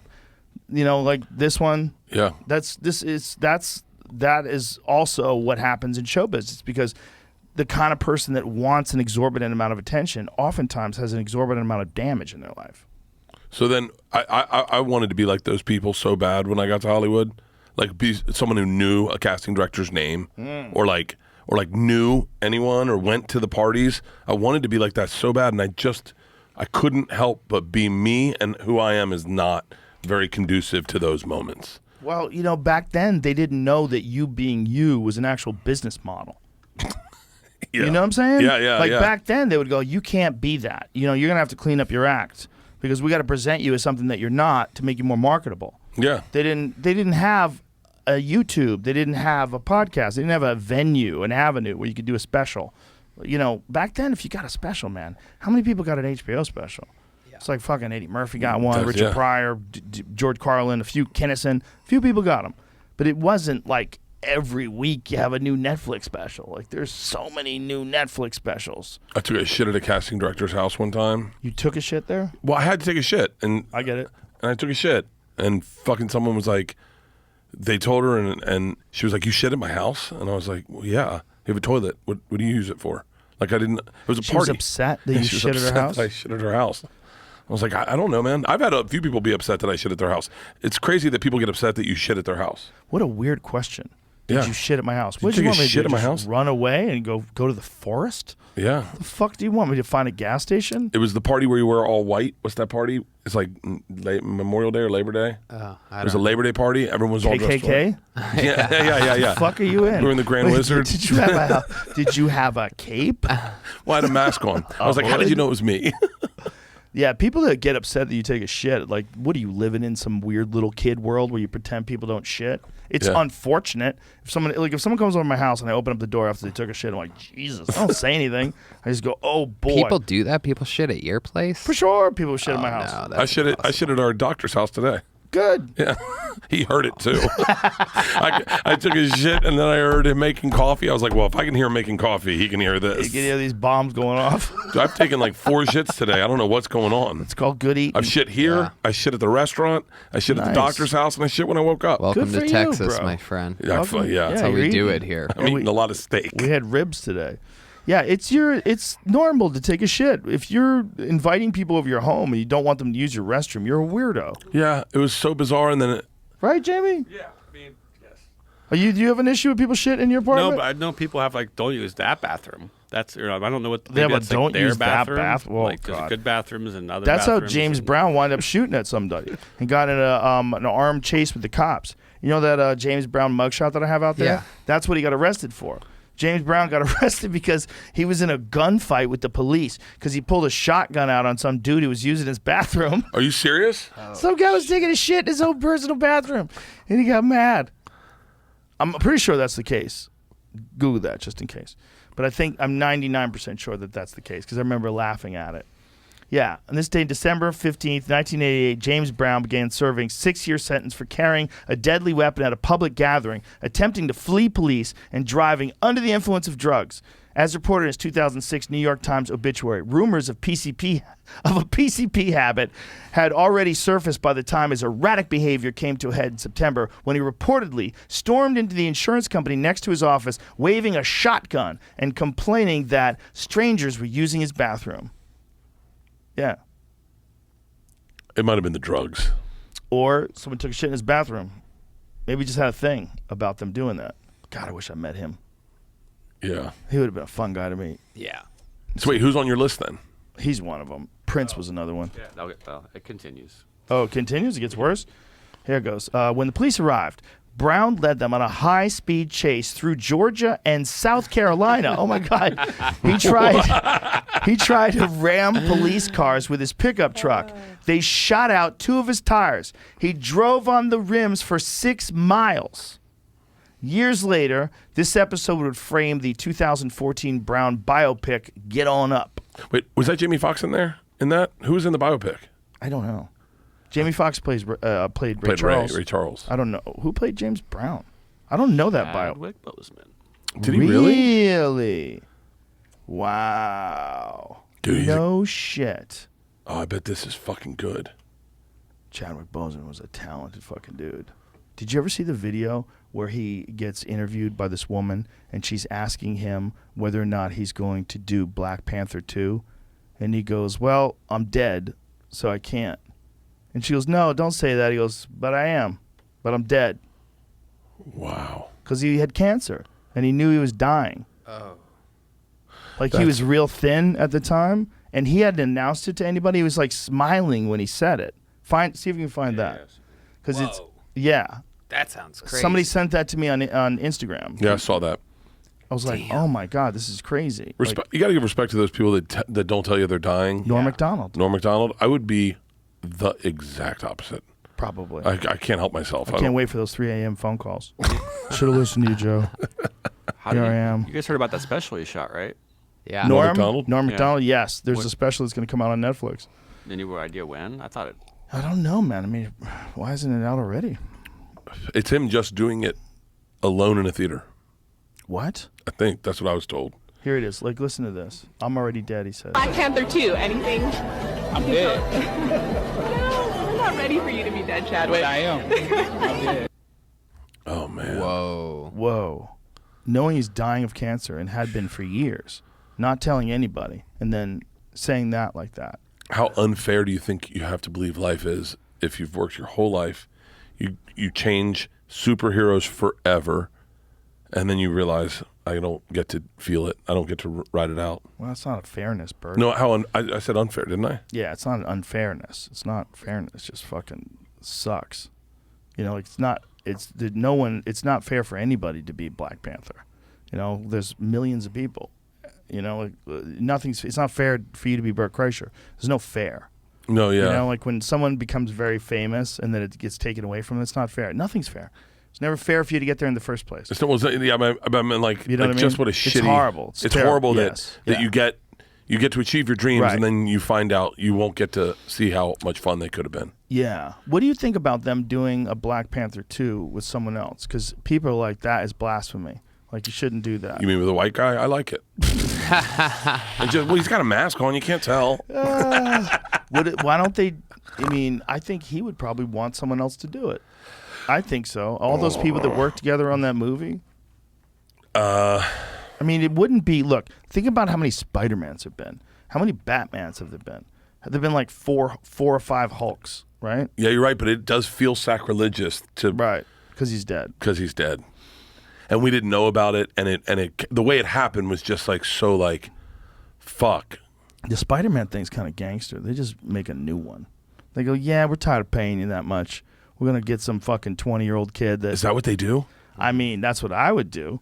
If I was some gangster Hollywood executive type guy, and I was like, listen, we can pay this Peter Parker $20 million a film, or we can pay this guy $100,000 and make him a star. God. We sign him to a 3-picture deal where he gets the same amount of money per movie, and at the end of that, we go, hey, we got this new guy named Tom Holland, and we really think he's going to be good at the role. And we're going to just start the fucking movie from the beginning. They tell the whole story again, just slightly different. He gets bit by a spider, becomes Spider-Man. How many fucking times are they going to tell us the same story that we have seen over and over and over again? Well, they've done it already like 3 or 4 times with different Peter Parkers. They keep switching. I thought they were doing that because they had to make a certain amount of movies under their contract. Or they lose the right to Spider-Man. I don't know why they swap out Peter Parkers. That's I why. have no idea. But Tobey Maguire might have got tired of doing Spider-Man, and they maybe moved on. You know, he does a lot of other movies. I mean, who knows? No, I think they have to make a Spider-Man every year. I'm not even joking. Oh, really? Or they lose their contract to Spider-Man. Wow. Yeah, Spider-Man's in a weird place. Sony owns the rights to Spider-Man, like the character. It's in Marvel. But Sony owns the rights in film form? So, like, when they were going to make the Avengers, they made a big deal. They made a trade, sort of like a sports trade, where they're like, we'll let you borrow Spider-Man for a few movies, and you'll let us do this. I forget what they gave him in exchange. So, like, that's why that last movie was such a big blowout. They're like, it's our last movie we get to make with them. Go balls to the wall, make a fucking crazy movie. Like, that Morbius movie is in Spider-Man's world, but has nothing to do with the Marvel stuff. The new one is interesting because it's in the metaverse, so they have all the Spider-Mans come together, which is very weird. Like, how strange is that? And they're like all out trying to out Peter Parker each other because they're all Peter Parker. They're just Peter Parker from different dimensions. Well, I don't even know what metaverse is. I was going to lie to you. It's the new Facebook. Oh, sorry. There's differences. Sorry. Yeah, you're right. Multiverse, excuse me. Yeah, what they're doing is interesting. Because they started that with that other one, the cartoon. What was the cartoon again? Into the Spider-Verse. Into the Spider-Verse. So Into the Spider-Verse was there's multiple universes. Yeah. And that this is one Spider-Man, there's another Spider-Man in another universe, and that, you know, you can kind of, people could travel back and forth through universes. That was the first time they had really implemented They that. just updated it with the new Doctor Strange movie. Yeah, so everything is multiverse now. It's really interesting because what it does is, as a tool, as a writer, and as a tool for the people that are creating the film, it allows you to, there's no timeline is locked in. You can do whatever you want. You could have people come from other dimensions. You could enter into the dimensions. You go back and forth. You could just you're not locked into 2022 living in America. This is where it's going down. The aliens have landed. No, you go back and forth in time. You disappear. You come back. You have other Doctor Stranges come from other dimensions. Oh wow! I like the multiverse. It's pretty dope. It's crazy. Have you seen that new movie, Everything Everywhere All at Once? No, but I keep hearing amazing things about it. Yeah, we just saw it this past Did you go to the movie theater? Weekend, yeah. Look at you, like a regular person. Yeah, I like it. Yeah. How was it? Tell me what it's a multiverse kind of movie, it's right? like that. There's she ends up figuring out how to switch into her different lives and like take different times, different lives that she's lived throughout all of time. Wait, what the and fuck? Fast forward and rewind and use these things to her advantage and try to accomplish things. It's crazy. Oh, I love time travel. Yeah, it's wild. Everything Everywhere All at Once. That was the theory that Terrence McKenna had to the thing that's going to change the universe is that one day someone's going to invent a time machine. And that when they invent a time machine, all time ceases to become linear. So you think if you have a time machine, well, I'll just go back to the time where they were making the pyramids and I'll watch them do it. That's not what it works like. What he was saying, you can't travel where there are no roads. So once a road gets built, then you can travel. So once a time machine gets invented, then anyone from the invention of the time machine forward to forever can come back to that moment and can go to any point in time from that moment to the end of time. So all time ceases to be linear. So there's no like tomorrow will be Wednesday and the next day will be Thursday. No. It's everything happens everywhere all at once. So people can travel back and forth through time. You can never own anything because someone could just travel through time and take it away from you when you weren't looking. Like as time travel gets more and more sophisticated, you can go back and forth in time while you're talking to people. You know, if you don't like what you said, you could rewind and start all over again. If you're in an argument with your wife, you can go to the library and get information and come back and go, actually, you know, Herodotus once said, and then bam, your wife thinks you're the smartest guy in the world. Like this, but there would be no normal life anymore. It would the world itself would be completely unrecognizable because time would mean nothing. You'd be able to travel back and forth through time. All right, so then where would you go right now? Just if I could do, we can time travel right now, go back in the past. In the past. Well, what's one thing you'd like to see again? See, that would be a different kind of time travel. That's an unrealistic theatrical version of time travel because, like you said, once time travel is invented, that's the time you can start traveling. So you can't go before that. Right. Okay. So like here we are, it's May of 2022. If time travel is invented in June, we're not going back to April. You can't go back to April. Okay. But you can go from June to a million years in the future and see what people look like. You'll be able to do that. But they'll be able to come back too, and everything's going to be happening everywhere all at once. There's not going to be any sort of structure to life. There's not going to be anything in terms of money, possessions. As long as you could freely time travel, there will be no time. Everything's going to be moving around, and also instantaneously you'll become immortal because whatever we have right now in terms of technology, what we're going to have in a million years is going to be godlike. And you're going to be able to travel to that if in fact that actually does even take place. Because the question becomes like, what is the future if time travel does exist? So if time travel exists in June of 2022, is there even a future? Like, does it even take place? Because how can anybody invent things when they can just travel to a point where someone invented it already? But how are they going to invent it already if you can just travel to the future? And do they invent things still? Or do people, if they do invent things, what's to stop people from going back before them and taking the idea and introducing it before that? Thus, there'll be no intellectual property because there'll be no way to say you came up with it first. It won't exist. Carlos Mencia will be the greatest comedian in the world. Just smashing. Wow. Think about that. Is there someone working on time machines right now? There's got to be, right? Well, there's a guy named Ronald Millett. I think he's out of the University of Connecticut, if you Google this. And he's got the craziest Spider-Man character origin story. His father died. And he became obsessed with time travel because he wanted to go back in time and save his father. So he became a professor studying time travel. And he came up with a workable model of a time machine. But it requires immense, immense power. That's him. Ron Millett built a device that illustrates the principles he believes could be used to build a time machine. But he was one of the people that came up with one of the first people to come up with the realization or the revelation that once that time machine was invented, his dad died in from Vietnam. Then, yeah. But it is really like a comic book superhero sort of origin story, isn't it? Yeah, well, it's a great origin story. Yeah. So this guy has become obsessed and has been working on it for decades, and they think they have a working model of, like at least a theoretical model of a time machine, but it just requires like the power of the sun. It requires immense power. And I think there's a guy from, the early 19th century, Kurt Gödel. He wasn't from the early 19th century, early 20th century. And he had a working model of a time machine too, but it involved something as large as like the solar system. Like you needed a machine the size of a solar system or something crazy. Yeah. Kurt Gödel in 1949 found a solution to the field equations of general relativity which described a space-time with some unusual properties.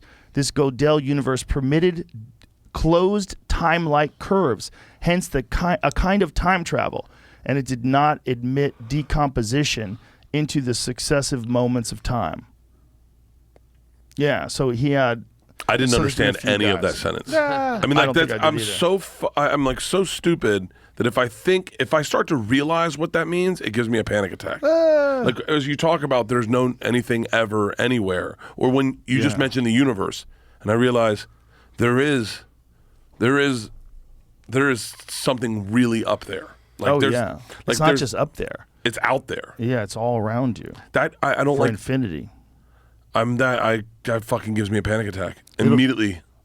Yeah, it'll give you a panic attack if you really do stop and give it time and think about it. It's an amazing thing. Do you think that they'll be able to take, like, I don't know if we have to go to computer modeling, but take the data of, like, this video, for instance, where these kids are in 1901 and put that into, like, virtual reality where you could then insert yourself to be in there? You can't affect anything, but you could at least experience and hear what it's like. Yeah, but you probably get an interpretation of it. Like, say if they wanted to do that today and they had this unbelievable ability to create people and images and places, and they decided to show you the construction of the pyramids, they would just be guessing. It's one of the most amazing things about the world that we live in today, that we just accept the fact that there's immense stone structures that are thousands and thousands of years old, that were perfectly constructed, that we can't replicate today. Easter Island. Yeah, but that's not as impressive. Easter Island's pretty crazy. It's pretty crazy. They don't know how they did it. They don't know how they moved them. They don't know why they did it. They had no trees on the island. Yeah. There's a lot of cool shit about Easter Island, for sure.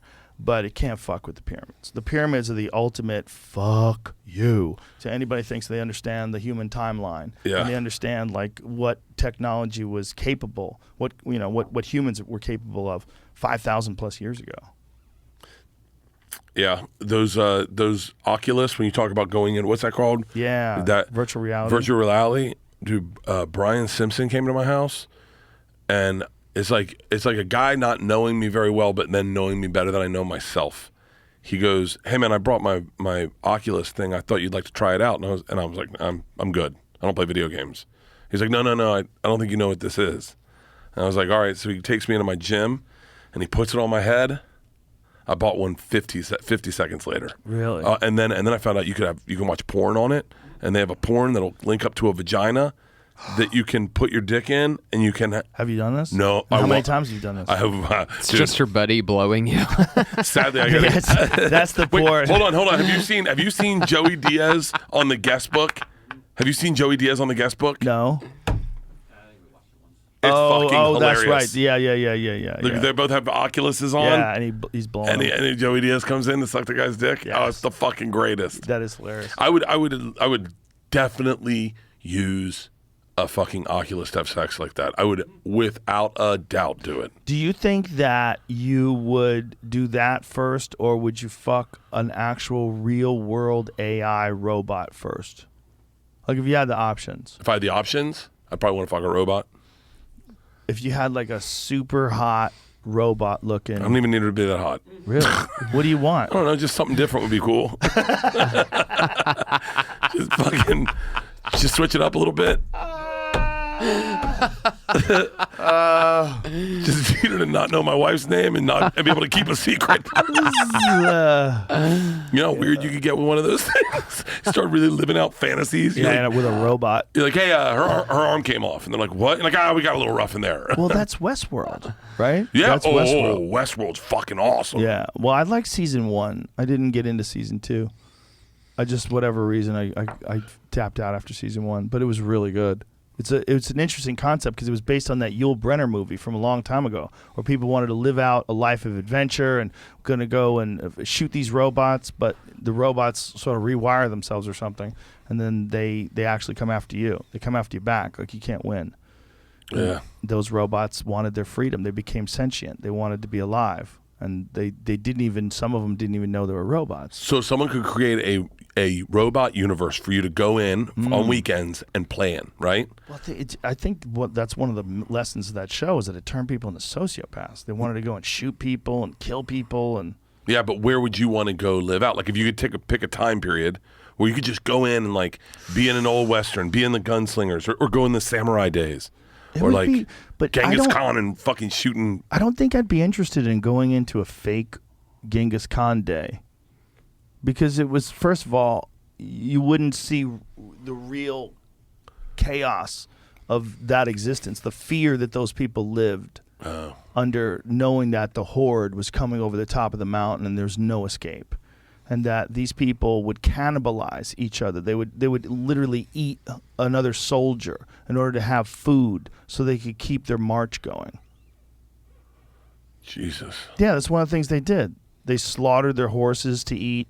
They did whatever they had to do. They had a shitload of horses, and they killed somewhere in the neighborhood of 50 to 70 million people during the time of Genghis Khan's life. Isn't it crazy they made a movie about him with John Wayne? Yeah, like we talked celebrating about it him many times. Like, isn't that crazy? Well, it's also crazy that Genghis Khan would talk like that. Yeah. It's like the weirdest, stupid white replacement movie. You know, like they have him play a Mongolian. Like, how soon until you think they make a empathetic Hitler movie? Wow. Where they go, we're going to show the other side of him, like the artist side. I don't think that's ever going to happen. Well, they did it with Genghis Khan. Yeah, but they didn't know any better. I don't think they understood what Genghis Khan had done. Like, when you hear about Genghis Khan now, like, there's enough, like, from Dan Carlin, I think that's changed a lot of people's understanding of Genghis Khan, because he's, I should say Genghis, because that's how he says it, and that's how you're really supposed to say it. But that guy was responsible for 10% of the world's population being murdered during his life. 10%. Yeah. They killed so many people, it changed the carbon footprint of Earth. There's so many less people during the time of Genghis Khan that it's measurable in the carbon footprint on Earth. How wild is that? That's how many people that got killed. Fucking insane. They killed everybody. They killed everybody. They would show up in, like, Jin, China. There was the Khwarezmian Shah had sent these emissaries to go visit Jin, China. And as these guys are getting closer to the city, they think they're looking at a snow-capped mountain in the distance. And as they get closer, they realize it's a pile of bones. They had killed 1 million people and stacked them on top of each other. And they had to abandon the roads because the roads were so caked with human fat that the decaying bodies had made the roads mud, and it was untravelable. Bro.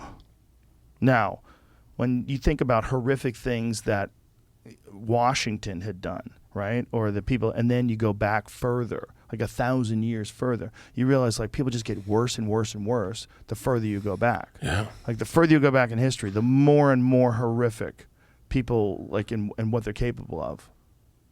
Yeah. Yeah, we're watching Catherine the Great. It's on, like, Netflix.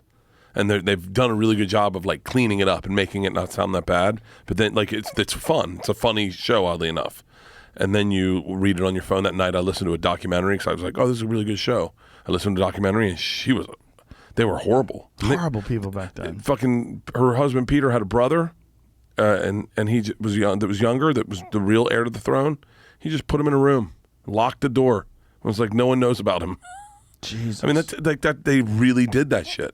And you just look and, like, killed one of his friends tried to kill Peter the Great, and then Peter the Great just killed all his chefs and was like, I'll just hang them all up in the, like, the callousness of with which people behaved. So someone tried to kill him with poisoned food? Is that what it was? His best friend tried to kill him with paint. He put paint in his soup. Whoa, paint. In his kvass or whatever. Paint would kill you? Yeah, like whatever the paint they used back then was pretty poisonous. Oh, wow. And so he put it in his kvass or whatever, and he ate it. And the dog ate it. The dog died. He almost died. And then when he got better, he just went and killed all the people that touched that food that day. Wow. And you think that is how people behaved? That's like, 1800s? So that's like, I mean, when did people start getting nicer? I mean, this was, like, recent. Once, like, people could share information, that's really it. Do you think right? that's it? Yeah, but in the 70s and the 60s, people, well, they were way more brutal then than they are now. Dude, like, Mississippi Burning. I mean, that's insane to me that a cop would pull over 3 people and just that are protesters or whatever, you know, they're trying to get their voting rights or whatever.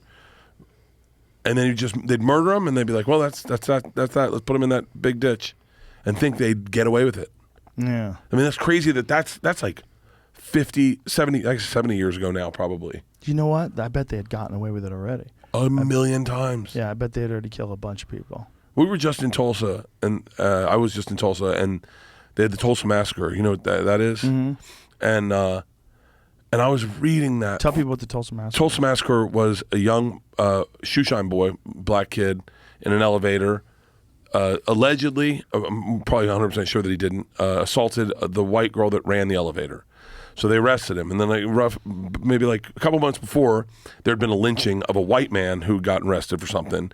So they just pretty much assumed, well, let's go lynch this guy. Well, the black community found out about it and took up arms. And now the problem was the affluent, in Greenwood district in Tulsa, the black community had made good money. They were really kind of like progressing, and there was a lot of resentment within Tulsa of this community that was progressing. So they grab arms, they go to surround the jail so they can't lynch this kid because they know he's innocent, and fucking all hell breaks loose. The fucking white people chase the black people back to Greenwood. Old man tells a black kid he's not allowed to have a gun. Guy shoots him, and then the white people came in and just destroyed the Greenwood district. And we performed a block from where this happened, and they just decimated it. And they burned all the houses down. Burned all the house, and these were like black people who were doing well in society. They were making money. And what year was this? Looks like it was in the 30s. 21. But thinking like lynchings and shit. Like it's kind of fucked up when you think this is crazy. But I'm in Tulsa. I'm going for a jog, and I'm looking at trees, going, was there a lynching there? Like, because it was popular. If the community thought someone was guilty, they just go and grab them from the jail and do it themselves. Whoa. Yeah, it's kind of crazy. Yeah, it seems like, I think you're right, Tony. I think what you said is right. When people are able to share information, when people were more aware, because you could cover up a story like that in the news. Like, you could not report a story. You know, it's one of the things, like, as time went on, and more reporters, and there's more and more distribution of these stories, and then you teach them in school, people teach them at universities, and then, of course, now, where just you can get information on basically anything. I mean, that was 1921, so imagine if you lived in, I don't know, the top of Maine or something. Like, you wouldn't even find out about that, right? You might have one rich friend in the neighborhood that's like, yo, check out what the newspaper says. Right, and if you didn't read it that day, you'd probably never hear about it. Yeah. Oh, wow. Yeah. Imagine, like, how many murders were committed back in, like, the 1800s where no one got caught. Right. Like, how would they catch you? Unless they saw you shoot somebody. How would they catch you? I mean, there was no model for police work or anything even. Yeah. There's no forensics. Well, when you watch those old-timey movies about the Wild West, when they go through the Wild West and they're having fucking shootouts in the street and they're hanging out in opium dens, that's real. It's a real representation of how they used to do it. The West was lawless. They would fucking shoot people down the streets. There was murders all the time. Would they really, though? Was there like an oath that we'll do it at the same time, we'll pull our guns at the same time? It seems like everybody would always. That's duels. They definitely did that. They did. Yeah, they definitely did that. It's crazy that there was that you could deputize someone. Where were we just at? Oh, I was listening to Billy the Kid, the story about Billy the Kid, right? Mm-hmm. And I didn't realize, this is so stupid, I didn't realize that Young Guns was pretty accurate. Like, I thought Young Guns was fictional. Young Guns is pretty nonfiction. The one with, like, Kiefer Sutherland? Kiefer Sutherland. Really? That follows the fucking storyline of Billy the Kid pretty accurately. No shit. Yeah, as I was listening to it, I go, wait, I know who that guy is. I know who that guy is, too. Like, oh, that's that guy. Oh. And I'm like, shut the fuck. Like, they're all real people that were around in that time. But they would, the big thing with Billy the Kid is, and it's in Young Guns, is they all get deputized, right? And as they go down to go get the guy in Mexico or whatever, as they come back, someone goes, oh, you guys weren't deputies anymore. So now everything you just did was illegal. And so, like, it's crazy that people would deputize each other and be like, hey, man, you're the sheriff now. And you'd be like, fuck, man, I definitely would have accidentally been deputized one night. Could you imagine, like, you're all coming over to the West because you want gold? So people come from all over the world. You hear about the gold rush. You make your way over to Alaska or wherever the fuck you're going. San Francisco is a big one. They make their way over there. and then there's no law. There's no law. There's no law. It's just like a mining town, and and then prostitutes show up, and then there's pimps, and then there's gambling saloons, and then there's places to buy liquor, and people get all fucked up and start shooting each other. Pretty wild, man, to think that that's not that long ago. Oh, I get hung up on the fact, can you imagine riding a horse from New York to California? Do you know how much that would hurt? You would be, have you ever ridden a horse, like full-blown ridden a horse? Not really. Okay. No, I've never, like, when they're running full clip or anything. Oh, dude, it's better than sex sometimes. What? When you fucking How are you ride, doing sex? I do it differently than riding horses, but dude, there is a symbiotic moment when you go full tilt with a horse, right? Full sprint with a horse, where and only people that have done this with horses know this. There's a moment because it starts like in the Na'vi. You fucking Avatar. Yeah, and all of a sudden, all you see is the horse's head doing this, and your body doesn't. You're kind of up in your feet, and you're like, oh, it is the most fucking exhilarating feeling in the world. Anything other than that sucks dick. Really? Yeah, because it's like a canter is like, ow, ow, ow, ow. And a gallop's like, those are my nuts, those are my nuts, those are my nuts. And then you walk in, you're like, this is going to fucking take forever. But once you get into that fucking sprint. So you're in the rhythm of the horse. You become one with the horse, and you're flying. Your hat flies off. You're fucking up in your feet. You're up in your saddle, and you can. It's just fucking one of the coolest things I've ever done. Really? I loved it, man. I would do that. I would be something would wake you up in the morning. Is go take your horse for a nice. I mean, just everything about horses is pretty magical. You got to go to a field and catch it, right? Like your horse isn't just there; it's on a field. You got to go on a field and catch it. That was fucking crazy. Like, and then you get like, because when you catch a horse, how I caught a horse is get him to come to you, get him up, trust you, and all you got to do is throw a rope over his neck. Just throw a rope over his neck, and he's yours. He goes, you got me. It doesn't even have to be around his neck. Just over the top. Lay of it the over neck? the top of his neck. And by the way, this is my horse. I'm sure there's other people out there that goes, he has no idea what he's talking about. But this the horse. All you got to do is put him over his neck, and then you got to break a horse. Dude, I watched real cowboys break horses. Was this on Yellowstone? No, it wasn't. It was for Trip Flip, sadly. Guy lives in Texas too. John. I wish I knew I remembered his last name. Just outside Houston, he has buffalo, and we ran buffalo for him, and we were his cowhands for a week, and we did everything, soup to nuts. Learned how to ride a horse, learned how to maneuver a horse so you could run buffalo, learned how to make a horse go sideways, turn this way, back up. And then, dude, it was, we spent the whole week on horseback, camping, horseback, campfires, guitars. It was fun as shit. And the last day we had to run buffalo for him. Take buffalo from one field to another field into a pen.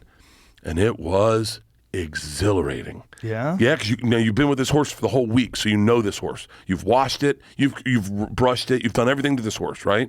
And then it's you and him, and I think the name of mine was Buck, and it's fucking 30 buffalo, and it's you and Buck, and you're like, okay, Buck, come on, Buck, and you just move him sideways, and all it is just gently coercing the buffalo to go one way and don't piss anyone off.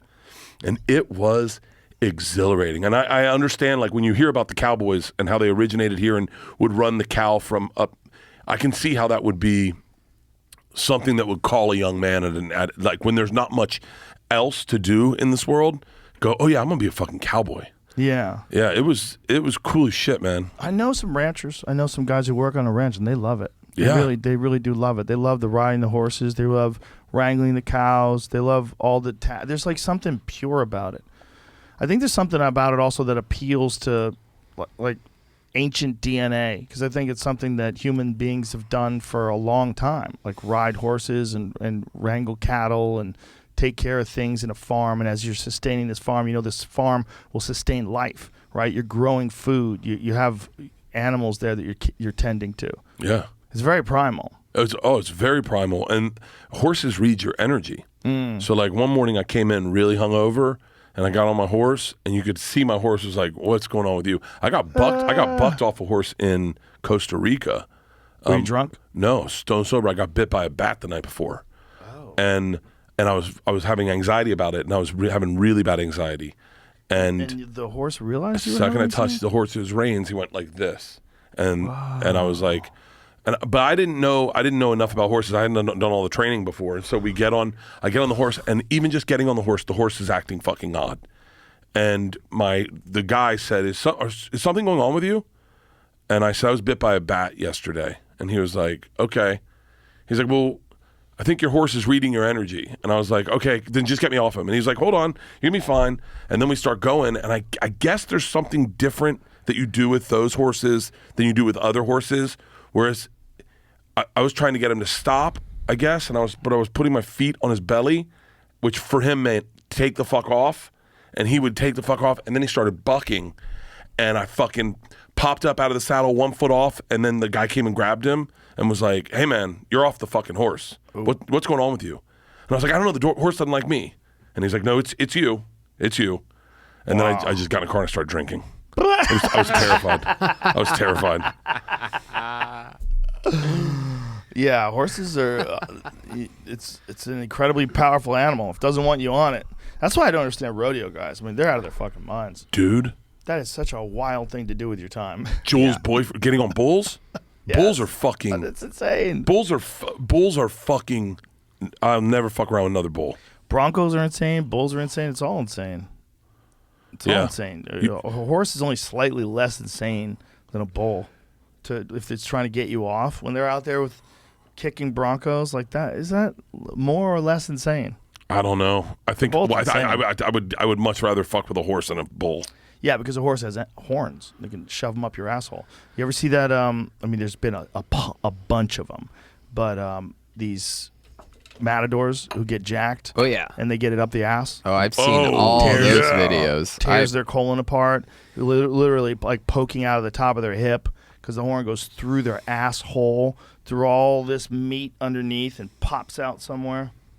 I've seen this all guy of that got those. one under the chin. That's a great one. Motherfucker! Oh. That's a great one. I did not need to see that. Did that guy died? He had to. Oh, look at this one. Oh my God, it's so bloody. Motherfucker! Look at that guy right up the asshole. Woof, buddy. It's so beautiful. Have you ever been to a bullfight? No. Oh, I have. Maybe I should really? say. Am I going to get canceled now? Listen, I went to a fight a bull. Oh my God, the guy's got it in his fought a asshole. bull. Oh, look at all the blood. Jesus. Oh my God, dude. There looks like a hole in his back too. Like it got him in his back, and then look at all the blood on that fucking bull. Oh, wait a minute. The blood on the bull might also be because of those spears in it. Yeah. See all the spears? That might be where the blood on his antlers or his horns rather are. They stabbed the bull like 5 times with those things before they kill it. To try to compromise it and make it weak. We went to a bullfight in Spain when I was in college. That guy getting. Let me see that photo again. The guy with it up his mouth. The one up his mouth. I feel like we should get that one done on a metal painting. That's a fucking NFT. Wow. So, I wonder if that guy died. He had. It's fucking. I can't even look at it. Recovering well. Recovering well. Has a hard time with soup, but he's doing great. What happened to your neck? It's a long story. Still holding on to his sword in that picture. Oh! Fuck. Is that guy dead? He looks dead as fuck. He's dead. He looks dead. Bullfighter gored through the neck today. Oh, there's a lot of those, I guess.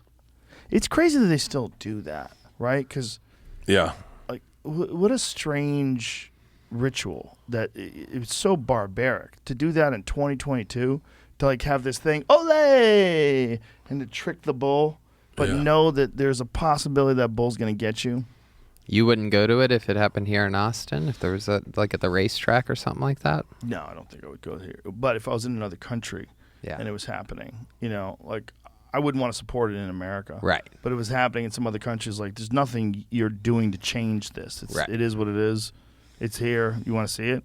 I'd have to see it because it's like the opportunity to see something so insane. It's rare in life. And you might I would go see the running of the bulls too. Would you do the running of the bulls? Fuck no. Oh, come on. Fuck no. It's so fucking easy. Do you imagine if you are up in the air and you see the cobblestone and you realize you're going to get pile drived head first in the cobblestone by a 2,000-pound animal, and then you didn't have to do that? This is totally unnecessary. It's not that dangerous. People die every year. Yeah, people who want to die. What? Like, I've been to the running of the bulls. It's not. You did it? You ran? I didn't do it. I was in college. It was right when we saw the bullfight too. I think we saw it the same day. I think it must have been. I think do the bullfight in the thing. Oh. And so, but they fucking. these guys are all running slow to get near the bull. They want to touch the bull. What? Yeah, so you could easily do it and never see a fucking bull. Oh my God, it's gotta get trampled. Ooh. But the bulls aren't trying to fuck these people up? No, the bulls are pretty innocent, and they're just trying to get the fuck out of there. But sometimes the bulls trample people. No, it does. And but throw people up in the air and fuck them up. So we were at the very beginning of the race. So the race is like, I think it's, I'm not certain, but we were there where they're doing it. And where the front of the line is, when they do the gun, or like a cannon. You don't. They are trying to touch it. Yeah, it's people who want. These are all real men that this is part of pride for them, is to get close to the bull and touch the bull. Then they know that's now the bull's pissed. Yeah, that guy that guy pushed him off. Big mistake. Grab the bull by the horns. Like, you could theoretically do this and never see a bull. You could just do the run and just fucking run to the bull ring and be done. But the fun is this for these people. Oh, that guy's getting jacked. Yeah, oh, he Jesus found Christ. him. That was the original guy. Well, how does he know? Oh, fuck. Because of that blue Oh my God, and this yellow. guy doesn't have his fucking pants on. He's getting trampled. That's not how you want to go out. Oh, no. Jesus Christ. Oh, fuck, man. That's like Bulls the have teeth, worst too, don't place they? to Jesus be. Christ. Oh. Oh, it's in his thigh, man. It's in his hand. Oh. It's in his hand. Jesus He's holding Christ. it. He's holding it. Oh, He's holding fuck. No, he has to. Go. Get. Oh, my God. And they dragged him on the ground with his bare ass. What are you gonna do with that the had to tail? hurt, too. What is that guy They're doing? trying to turn him around and go, get the fuck out of here. That guy's got to keep hanging on. That bull's He's looking for murder. that guy. Look at this. Oh, my God. Oh, Jesus That's Christ. in his leg. That's in his He leg. got lucky. Oh, I don't know about that one, I don't know Jamie. about lucky. At first it just had the shirt. Actually, it's That's in his leg. That's in his leg. That's 100% That's in the in meat his of his fucking leg. That's in his 100%. fucking leg. Not lucky. When we did it, man, I'm telling you, it looked like, when we were there, it looked like you could run before you ever saw a bull. Because we got in a good spot. We ended up sitting on the ledge and watching it. It's like we were in the thing, and then they're pretty much like, hey, everyone clear out if you're not going to fucking run. So me and my buddy Weicho went up and climbed up on it and sat on a ledge, and we watched them go, and it's like, they're like, when the fuck are the bulls coming by? And there are people that are way ahead that I don't even think you'll ever see a bull. Or maybe they get ahead and that's where they'll see them. But you could do it, theoretically, I think, and just sprint and never see a bull. Because it's that many people doing it. It's a ton of fucking people. How long is it from beginning to end? I want to say it's like a half a mile. It's not. I don't remember. To be dead honest, it was a long time ago. It was when I was 22, but it was a fun fucking party. The craziest thing is people climbing statues. They're just like, people are climbing like 40-foot statues and just, everyone's going ole ole ole ole or whatever, the fucking Right. And dudes are climbing statues and fucking falling and taking headers to the fucking. I mean, it was a crazy party, dude. It was chaos, shirtless, sash, fucking white pants, and just Boda bags of wine. It was so much fucking That's fun. what they call them, Boda bags? I think so. I don't know. And so we did it. We got there that day, partied all day, all night, stayed up through the night, slept in a park for a second, went down to the beginning of the running of the bulls, and then me and him bounced, and we're like, gotta get the fuck out of here. We're not gonna run with the goddamn bulls. We've been drinking all night. And so we went and stood up on a ledge on the fence as the bulls ran by. It was fucking awesome. And you didn't see anybody get trampled? Oh, we saw people get fucked up. Yeah, people get fucked up. But there's people that run real slow and kind of wait for the bull, and they want to run with the bull. This is the whole point, is to run with the bull. Isn't it wild that there's parts of the world like Europe? Europe is a great example, where those cities have been around for 1,000 years. Yeah. There's cities that have been around there forever. Oh, we were in Serbia, and I was looking around going, oh, this was around in the 800s. Like, this has been around for all of time. Like, this is, I mean, because you go to fucking places in the States and you're like, oh, this has been around since 1800, but then you go to Serbia and they're like, oh, this was here when Jesus was walking around. Like, people, because they've been in Europe, they've been there forever. Yeah. That fucking blows me away. I think there's a bar in England that's the oldest running bar in the world. I think it's been a bar for like 1,000 years. Wow. Something crazy like that. See if you can find that. Like the oldest running bar in the world in England. It looks like it's a slice of time other than what's been changed. Yeah. But that this little area 1,000 years ago with candles, people were drinking like shitty ale and piss whiskey and whatever the fuck they drank back then. Oh, I love it. Yeah, and this fucking bar is still around. You found anything? Well, the first one I was going to try to find a cool picture of it. There's a bar in England that says it's been open since 900. Yeah, that's it. That's the bar. Sean's Bar. Yeah, that's it. Since 900? Yeah. They don't have any images of it? Well, the first picture, I was trying to figure out what that was, and then what is that? That's probably what it used to look like. Yeah, so that was like the outside of the wall, like dirt, mud caked over sticks. Like, I can't. That's not that impressive. So. Oh, they redid it. It's like that painting. They redid it. That's what I was trying to find out. It's like that painting. It is like the painting. That's what they did. They redid it. Wow, Guinness Book of World Records, but we fucked it up by painting it and giving it a shitty. Look at that sign. I think Bar Makeover went there. That's like they got letters from IKEA. Yeah, Bar Makeover went in. They're like, "What is this? The 900s?" We're gonna turn you into a mixology. Is that it right there? That's what it looks like. What a strange thing a show like Bar Makeover is. Your bar sucks. We're gonna fix it. Yeah. And you're like captivated. Can they do it? They have enough time. This is only a half-hour show. Captivated. The best is when they do the, like if you've done enough production, you know that if you're going to hear someone on television that they have a microphone on. Right.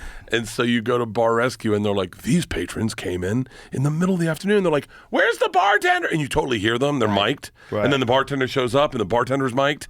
And then you're like, someone had to walk up to these patrons and be like, hey, my name's John. I'm going to put a mic on you. Is it okay if I drop it down the center of your shirt? Like, that happened. There's like there's no hidden television. And they signed a paper that says. They had to sign a paper. No one fucking films people. Exactly. You had to sign a release. It's the only way you're on that. Yeah. It's doing the amount of production I did, it made a lot of television not fun because you were like, you could see through everything. And you're like, oh, come on. Yeah. Well, especially if you're doing a reality show, air quotes. Yeah. Because a lot of those reality shows, they just have these fake scenarios that they have to follow. You know, it's not real. It's just like shitty. It's like shitty theater. It's like it's not a real script, and like you get people acting corny and weird and trying to act normal, and saying, they're ad-libbing stuff. It was the best when we did The Cabin.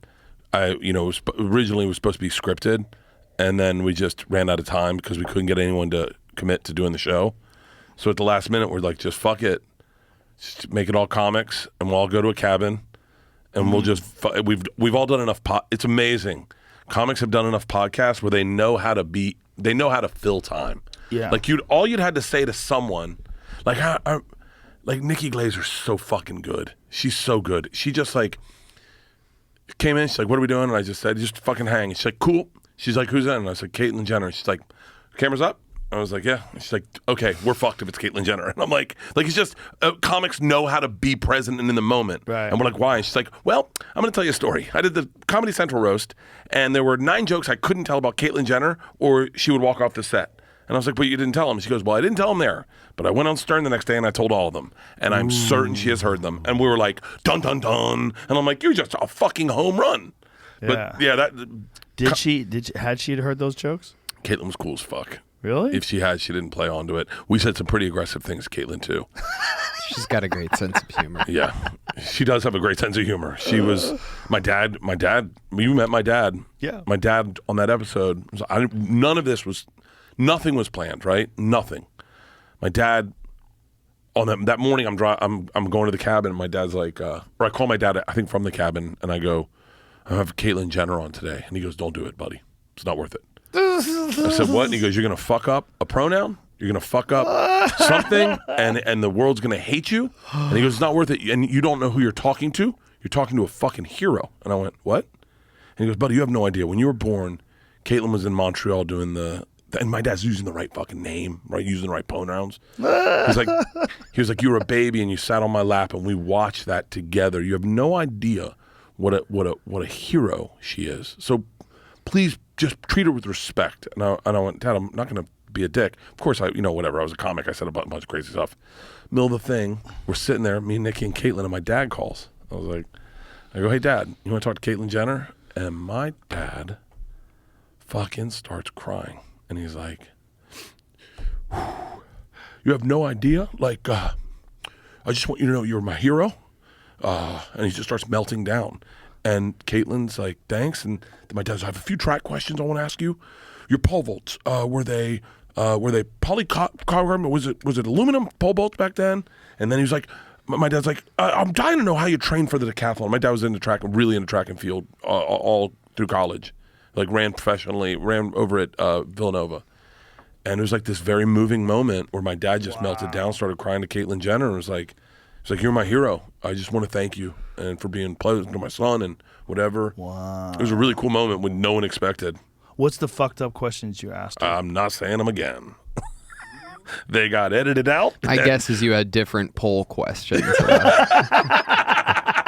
So do you still have your poll, or that was a version of one of them? That is a quintessential Tony Hinchcliffe line right there. That's perfect. All dick jokes. It was a lot of dick jokes. We did a lot of fucked up shit. Did you talk about it? Oh, I remember the moment that, I'm sorry to interrupt, that we found out that Caitlyn just signed on to that roast. We are in a writer's room. Literally people that literally specialize in making fun of people. Yeah. And when that came in, when the I remember where I was sitting and which direction I was looking when the executive producer came in and goes, we just got Caitlyn Jenner. You would have thought we all just won the Powerball and that we all had it on one ticket and that it was hundreds of millions of dollars because we and sure enough, we had the next 6 hours are literally just slamming a table.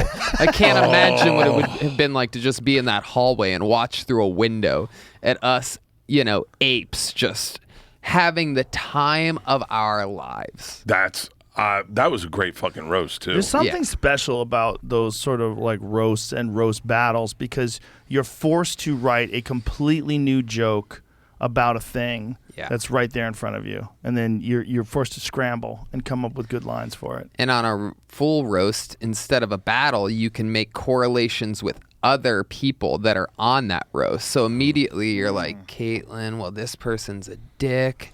She had a shit. You're making all these just firing off cylinders. Yeah. Plus Caitlyn, on top of all that, an Olympic hero, has the reality show and the family and the daughters. Her daughter's a billionaire. Right. From makeup. Her daughter's a fucking billionaire. Yeah. Like, I didn't realize, it's so silly, but I didn't realize, I knew Kim Kardashian maybe. I didn't realize all the Jenners and Kylie Jenner. So that morning they're like, hey, here's a little run sheet for facts. I was like, her daughter's a fucking billionaire? Like, that's fucking insane. Pretty insane. But it's all from like cosmetics, right? Yeah. And she's like the richest one of the family. She's richer than Kim, which is crazy. She's a billionaire. Kim's more famous. Kim's way more famous. That's a beautiful goddamn family. It's not a bad looking family. Not a bad looking family at all. Now Travis Barker's married in. Yeah. Travis Barker seems pretty legit. It's a good dude. It's a good looking family now. We haven't seen Kim and Pete's kid yet. When that thing, there's no genetics in the world that are going to cross out whatever Pete Davidson has going on. Well, whatever he's got to know, that guy's slinging dick like nobody that's ever lived. There's the Warren Beatty of 2022. Unbelievable. There's never been a comedian like that has that resume. No. His resume is off the charts. Is Ariana Grande, Kate Beckinsale. Who? What the fuck? You forget Larry David's daughter. Who's beautiful. I don't know what that is. Trendy or I don't know, whatever. Instagram. But famous people. All famous people. Yeah. And then Kim Kardashian. I mean, that just is insane. But have you seen the shit that Kanye was saying about him? Yeah. My man. The memes? Oh yeah. Have you seen all of them? I haven't seen all of them. Pull them up. I can't. Don't get me started on the absolute genius that is Kanye West. Yeah, but have you seen that documentary? This one can't even be aired. He put that on his Instagram. The best part about it is after he said it, he writes, "Okay, last one for tonight, maybe." last one for tonight, maybe. And they took it down. He was doing a run of Pete memes that day. And I mean, come on, man. That shit's hilarious. But that's actually kind of part of the fun of it all, is that, like, all of a sudden Kim is hanging out with Pete Davidson, and then Kanye is mad. Yeah. And it's like everybody's like, oh! Like, those things, as uncomfortable as they are like for business, for their business, especially for Kim's business and Pete's business. Holy shit, is it good? Yeah. What a boom. Yeah. The genius is mad at us. The brains of the operation is mad. Yeah. The talent. Yeah. Have you ever worn his sweatshirt? Kanye's? The Kanye hoodie? No. It's amazing. What is it? It's the greatest sweatshirt I've ever Is worn it in like my life. Is it unusual? No, he did a Gap collab. What are you fucking laughing at? No, just the way it shows, like, questioning it. Why am I? I'm just laughing. I'm not. Sorry. No, he did a Gap. He did a collab with the Gap, and he made a sweatshirt that I put on, and is my favorite thing I've ever put on in my life. Really? Second only to fucking Yeezys. Yeezys are the most comfortable fucking shoe in the world. Well, let me see what this sweatshirt looks like. So you gotta. It's just a sweatshirt, but you gotta explain. So it me is. see it. He's got the best parts of the sweatshirt on the inside and the outside. So the outside's the best part of a sweatshirt, right? Well, he sewed another sweatshirt inside the sweatshirt, inside out, so that you feel the outside on the inside. And it's heavy. It's like a fucking thunder blanket. I would imagine that's thick as fuck. It's thick as fuck, and it's like basically two sweatshirts. Are those available? Yeah. Can you buy them, or are they hard to get? The Yeezy Gap hoodie is back in stock. Yeah, but can I just get one online? Or do I have to pay you extra? Could order from a special website. Not the Gap, probably. I think like Sell out sneaker places. So is that one there real? That one you're over right there? If you click on that's that, probably let me the right price.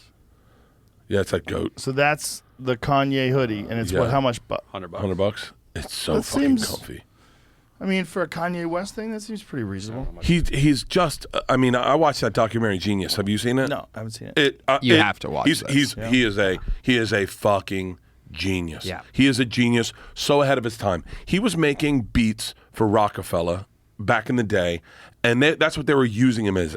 But he wanted to be a rapper, and man, this documentary is a documentary he shot on himself when he was nobody. He was walking around with a camera, and nobody back then was filming themselves. Nobody. All. And everywhere they go, they're like, "Oh, you brought cameras?" Like everybody's like all like weirded out, but it ends up all coming together. It all comes together, and he's like, I'm the great. Like he's predicting his future because he knows how good he is, and then you watch him. He idolizes Jay-Z, and you watch him ask Jay-Z, "Can I be on this track and sing on this track?"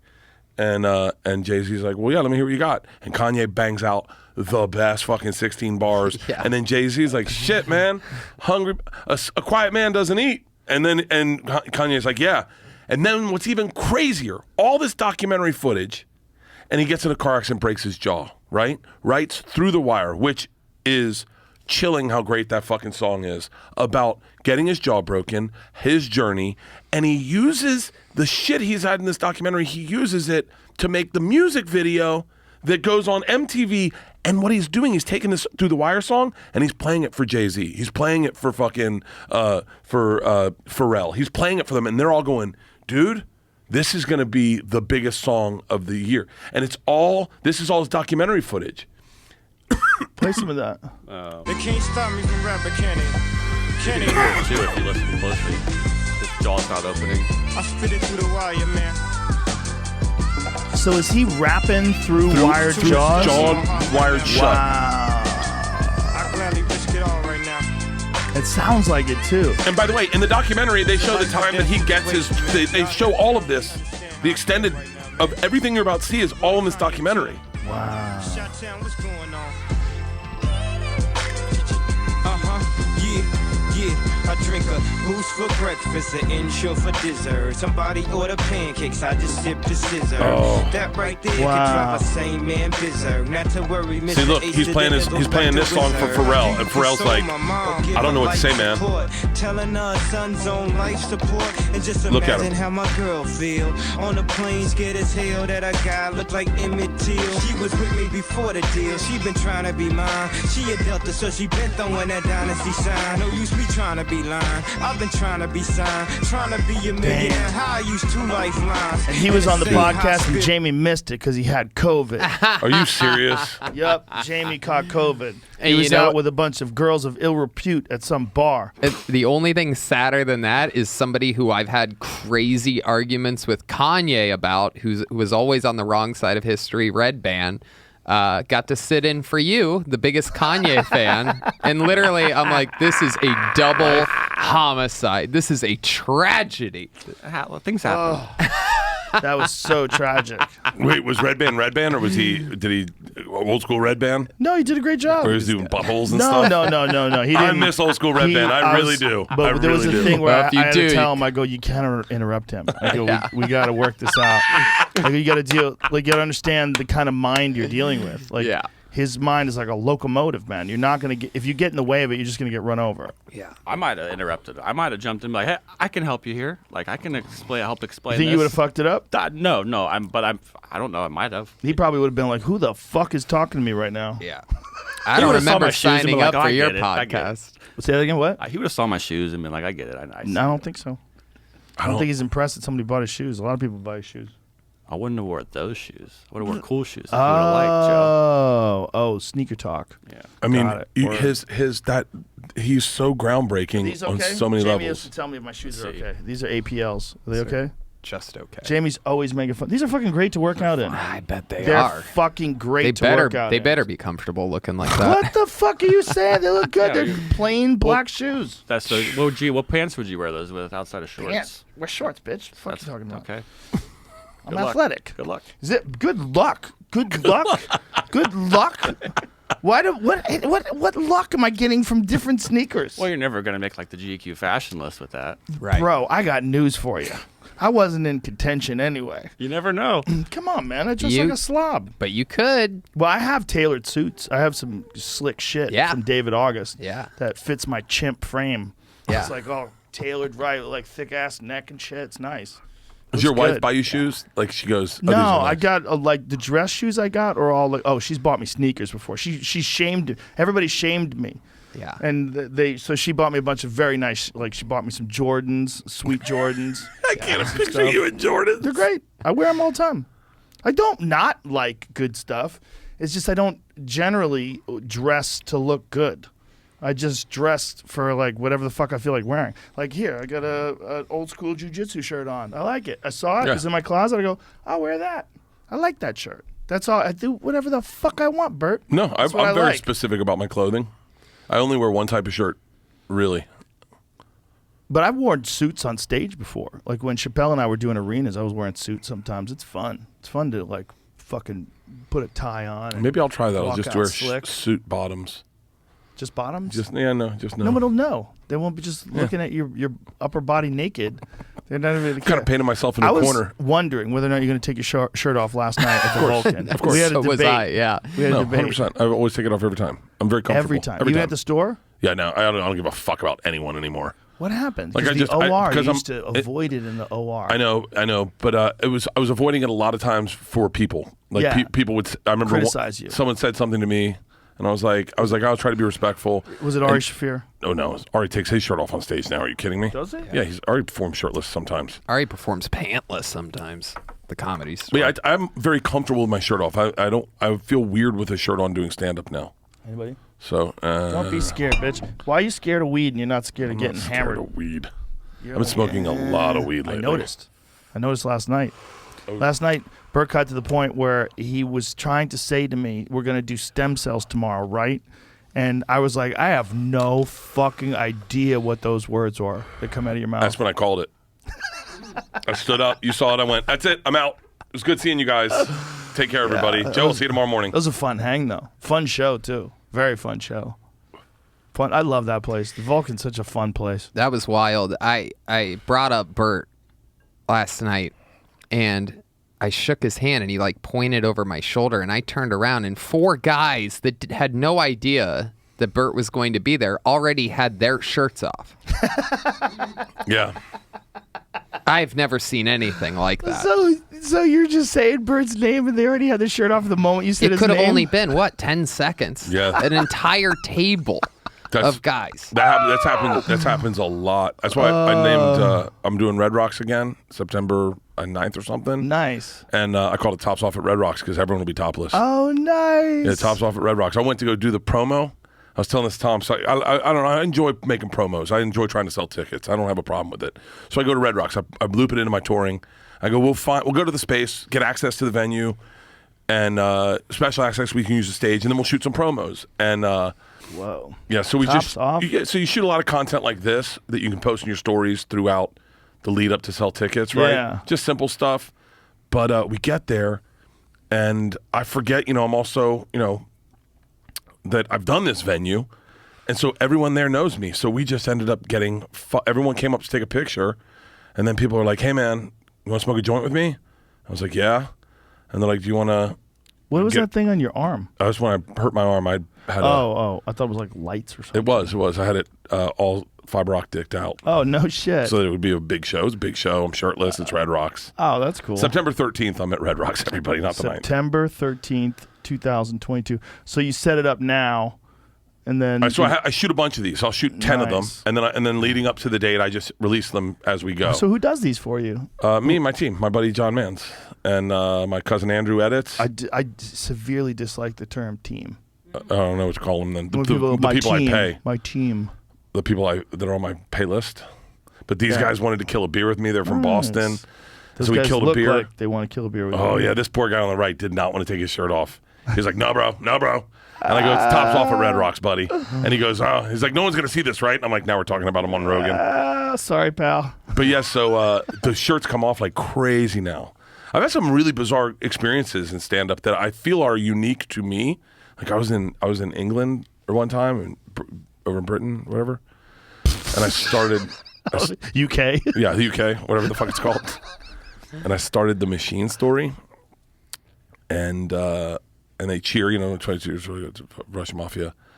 And I go, I went to Florida State, and I have fucking 2,000 people reciting the story with me from beginning to end. They know the whole story. Reciting and they want to hear the story. And it's a 15-minute story. 13, but yeah. I can tell it in 11. I've done it in 11. But do you feel rushed when you do it? No, I just chop parts out. I can make it. But I do it every show, and they were singing it along with me, and then by the end... Wow. They was perfect. Like I get to the end and he comes up close. I can smell a cigarette. I'm like, I'm not in trouble. And he goes, no. And then the whole place just goes, fuck that bitch. This is Russia. And I'm like, I was crying. I was like, this is the craziest experience I've ever fucking had. I remember when you first told that story on this podcast. And I was like, dude, you need to tell that on stage. I said no. Like, no. I said no. No. It's literally your fucking nickname now. I said no. Yes, I remember. And do you know the whole story of that, right? So I was in Columbus that next weekend. You said on that podcast, if you're going to Bert's show, you make him tell that story. Yeah. He is to be, from this day forward, he is to be known only as the Machine. Yes. So I go to Columbus. Wow. I do my set. And this is Death Squad, Ohio days, right? Yeah. So I do my set. And they're going, the Machine. And I was like, guys, I'm not going to do it. And this guy in the front row goes, hey, man, we know it's not going to be good. But Joe said you got to tell it to make it good. We know that. Don't worry. We'll fake laugh, right, guys? And everyone's like, yeah, we'll fake laugh. And I was like, fake laugh you. Are you fucking serious? And I told it. It was probably 20 minutes long. I told it. And they're like, hey, man, tell it again tomorrow. And I was like, what? They coached you through it. Those Death Squad Ohio guys were fucking really ride or die motherfuckers. Oh, yeah. They'd come to all of your shows. Yep. They'd come to all your shows. They'd hang out with you at the end. Yep. I mean, amazing. I had lunch with them. Those guys were fucking 100%. Awesome dudes. They still check in all the time. Yeah. And, it's wild. I remember thinking how crazy it was, 12 years ago that I remember it was the first person who he had us all sign his leg. You know who I'm talking about? Yeah. And he got a tattoo of all the signatures over the thing. Wow. So every time he would see one of us, and by the time he got to me, everybody's name was already there. But like, I did it, and then it was part of it. And then I saw him a couple years later, and boom, there it is with more. And then it's just crazy. Ohio has a real knack for that. They have good senses of humor there. Well, it was a special time in podcasting, right? Because it was early, and it was a secret. Not everyone knew about it. What year was this? 10 or 11? I was on Travel Channel. It was 2009, 2010. So this is the very earliest days of the podcast. Very earliest. This is how like my favorite stories of that. Because I mean, before I even did the podcast, I was a fan of the podcast. I listened to the podcast. I was on Travel Channel. I listened to it on my iPad when I slept, and I felt like I knew everyone. This is how cool those times were. I remember putting out on Twitter, "Hey, I'm in Scotland. If any Death Squad fans want to get any JRE fans want to get a drink, I'm buying." So like 10 dudes show up. I'm just get wrapped. I walk over to a bar, and I go. I said, I just go. Who's the latest JRE? And they're like, "Hold on." I said, "What?" And they go, "You don't know it's blue cheese or go fuck your mother?" And I went, "What?" And they're like. Got on their phone, they pull it. "Hey, Joey, when you get wings, do you get ranch?" And he goes, "Listen, cocksucker, it's either blue cheese or go fuck your mother." And we were it was the first time I heard that, and we were crying, laughing. Me and these 10 fans in Scotland were crying, laughing. They're like, "Bobcat was on last week. Do you listen to that one?" I go, "I haven't caught up." And it was like we were all into the same shit. We were like, whenever you had a good guest on, we were all in it. We were all starting our own podcasts. And so they were following us, and they'd be like, "Hey, tell us what happened with that one guy." I was telling people to start podcasts even when it wasn't even profitable. Yeah. I was trying to get everybody to do it. You sold this harder than anything. If it wasn't for Segura, because I bought all the equipment, you were like, "Get the equipment, get the stuff, just start it. And I recorded like 2 or 3, and they were just me by myself, and they sucked. One, I was drunk, and I was like, "I'm never doing this again."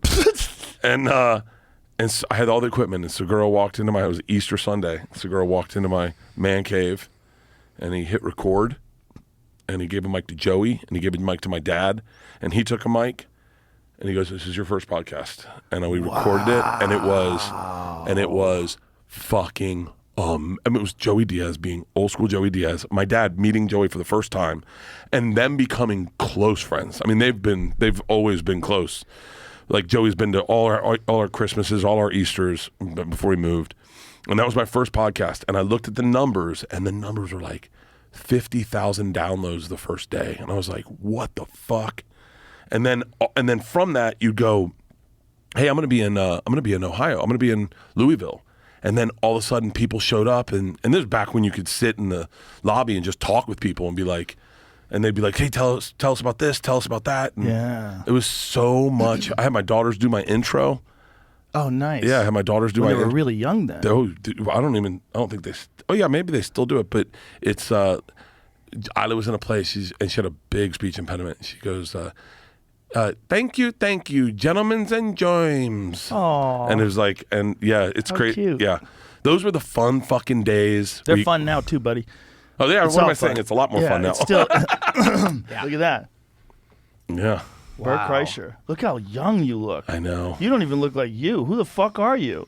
You're a slimmed down Bert Kreischer. I forgot how skinny you were, bro. I know. Look at Red Band. Tom made me fat. Red Band looked great. That was the weight loss Red Band. Red Band at one point in time exhibited extraordinary discipline and wound up losing like 70 pounds. I remember we'd go to the gym. That motherfucker would be on the treadmill or on the elliptical machine for a long ass time losing weight. We'd go to the hotel gym. We were on the road, and Red Band was fucking putting it in. I'm like, dude, I am fucking proud of you. Wow. He lost like, I'm not kidding, man. He lost like 70 or 80 pounds. And his girl left him. That's what happened. His girl left him, and he was like really broken up about it. And he's like, you know what? I'm just going to get in shape. And he fucking did it. And he got slim. And he had pictures of him on his Instagram of like him holding his pants like that, like there. Look how skinny he was, dude. Wow. Look at him. Look at the flip phone. Look at how cute he is. So that was what he was, 245 pounds to 163 pounds. And look how good he looked. Kid was a stud. Wow. Look at him up in the upper right-hand corner holding his pants. We need to get him to do that again. We need him and David Lucas in a challenge. Yeah. And the winner, a good challenge. It's a winner. The winner gets $100,000. I love this challenge. We'll do it on this podcast. It's a great challenge. That's it. The winner gets $100,000 cash. That's me at my fattest. Those guys, those two will get in cahoots with one another. Be like, hey, let's split the money. And No. No. We're gonna bring in a doctor, and we're gonna like you like one person loses 5 pounds, the other person loses 3. No, it's gonna be like one of those things like it doesn't count until you're below 60 pounds. Right. Once you get below 60 pounds lighter, and to give them 4 months to do it. You have 4 months starting now. That's reasonable. Yeah. That can be done. With diet and exercise, you can lose that. I mean, I've seen a guy recently online that was one of those inspirational guys with like the quotes over it and shit. And he was talking about how 4 months ago he was 60 pounds heavier, and they showed a picture of him before, and you're like, whoa, imagine. Like this, a lot of my friends I don't see for 4 months. Imagine not seeing a friend for 4 months and then coming back 4 months later like, what the fuck, dude? Yeah. You look amazing. How did you do that? It's a fun feeling. You've never really had that. I've had the feeling where you lose the weight and people go, hey, you look great. It feels so good. Yeah. And then when you're fat, you get a lot of people going, I'm worried about you. And you're like, yeah, we're worried about you. Yeah, well, no, whatever. You know what I'm saying? Yeah. We talk about it. We talk about it all the time. Shut the fuck I up. remember very clearly the moment I knew the podcast was big. The moment I knew something was going on. Very clearly. Because I was on stage in Chicago at the Chicago Theater. So it was a sold-out Chicago theater. 3,500 seats. And I go, so the other day I go, how many of you guys listen to the podcast? And it was, yeah. And I went, oh, shit. Yeah. It was just like, I thought it was going to be like a small percentage. Like I never pay attention to numbers. I don't look at the numbers now. I don't, like when my friends do a podcast with me and they go, hey, how's it performing? I'm like, I don't know. It's out there. So just keep moving, bro.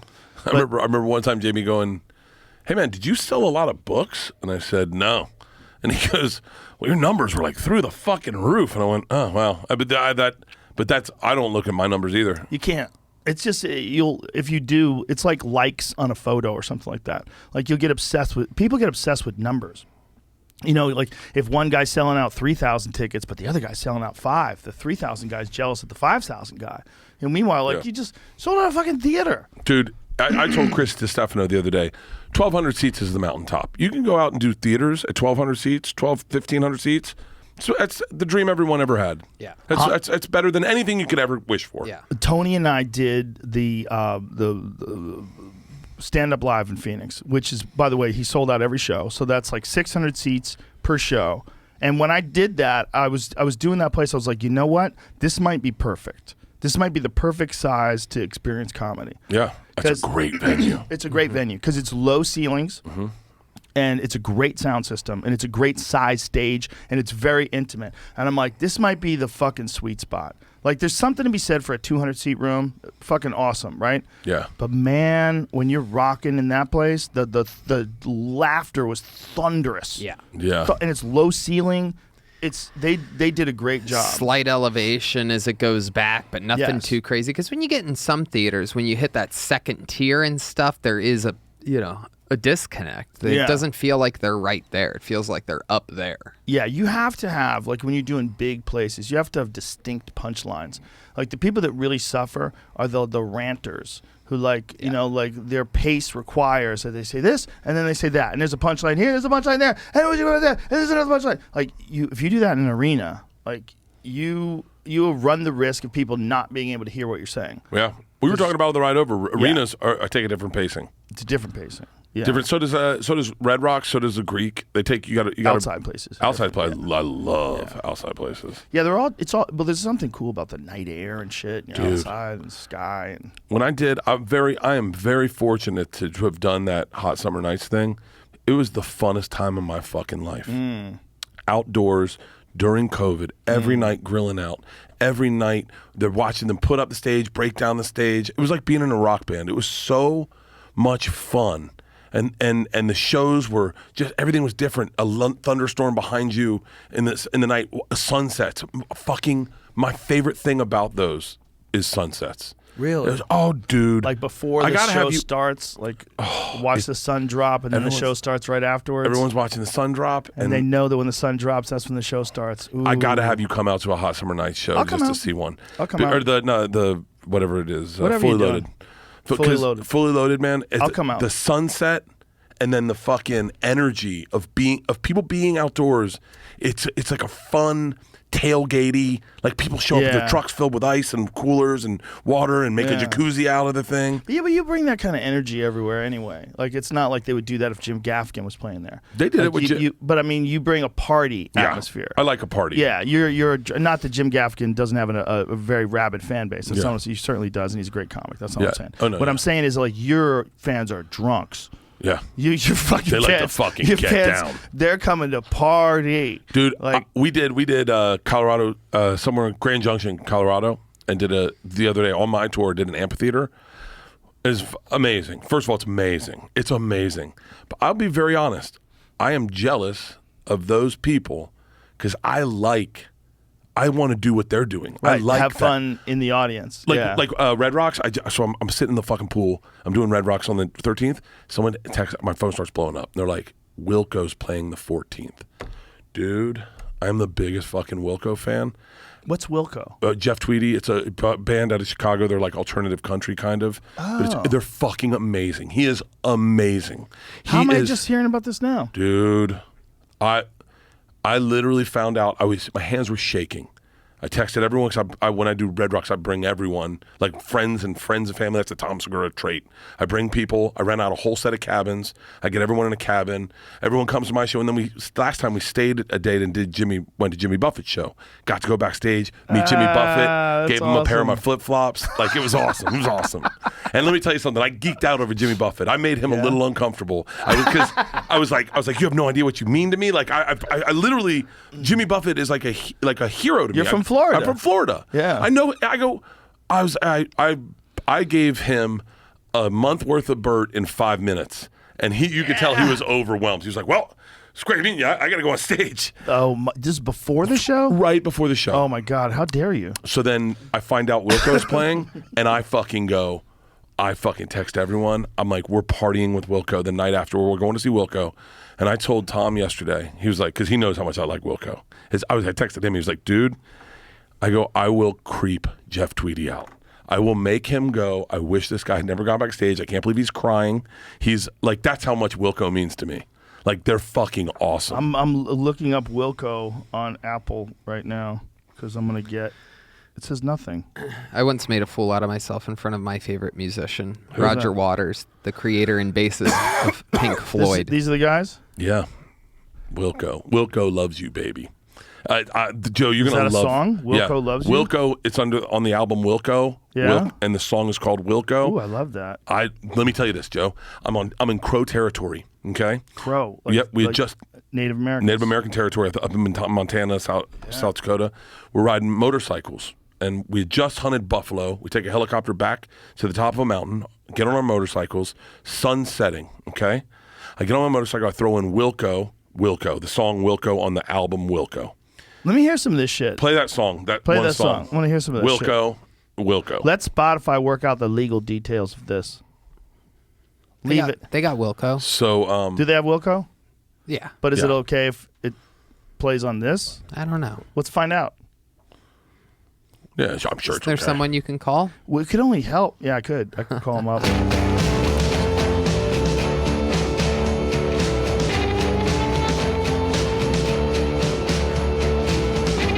2009. How am I not knowing about this? Oh, dude. I love this is kind of just music. scratching. Listen to this. Here we go. Are you under the impression this isn't your life?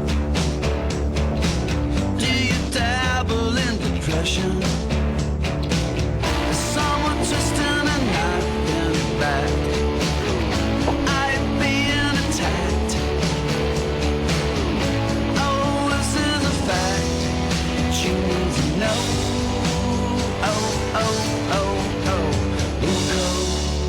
I like it. Now picture this, Joe. I'm on a motorcycle. I'm by myself on top of a mountain in Crow territory. I'm listening to this. I'm getting like emotional. Oh my God. A pack of wild horses runs up next to me in a open field and keeps pace with me. And I'm running on a motorcycle at fucking 30 miles an hour with horses just... And I'm listening to this, and I'm like, I start crying, and I'm like, fucking, Like you're living in a movie. You're a magic person. It was like fucking amazing. And dude, I listened to this one album that year. That whole year, I did Travel Channel. I didn't know you were into country. It's alternative You into country. some kind of country? Yeah. Like I like Hank 3 a lot. Hank 3's great. I love your boy Sturgill. I love That's my Sturgill. boy. Yeah. What about? Do you know Whiskey Myers? No, just started listening to Marcus King. Started getting into Whiskey Myers. Oh, I'm downloading it now. Oh my God! Listen to Bury My Bones. They've got some fucking killer songs, man. This dude, it's like, I'm not good at describing the genres of music, but listen to this. Oh, this is the music video? But yeah, give me a little bit before that. Oh. I'm going to like this guy.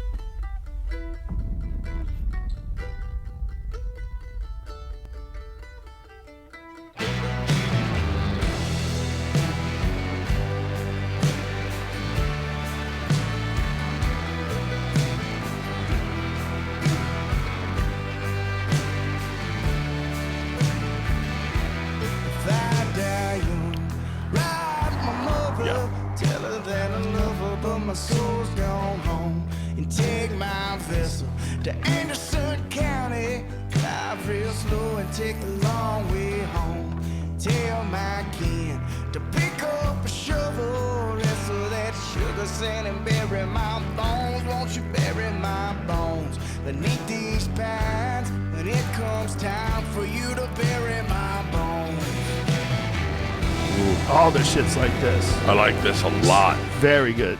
All their shit's like this.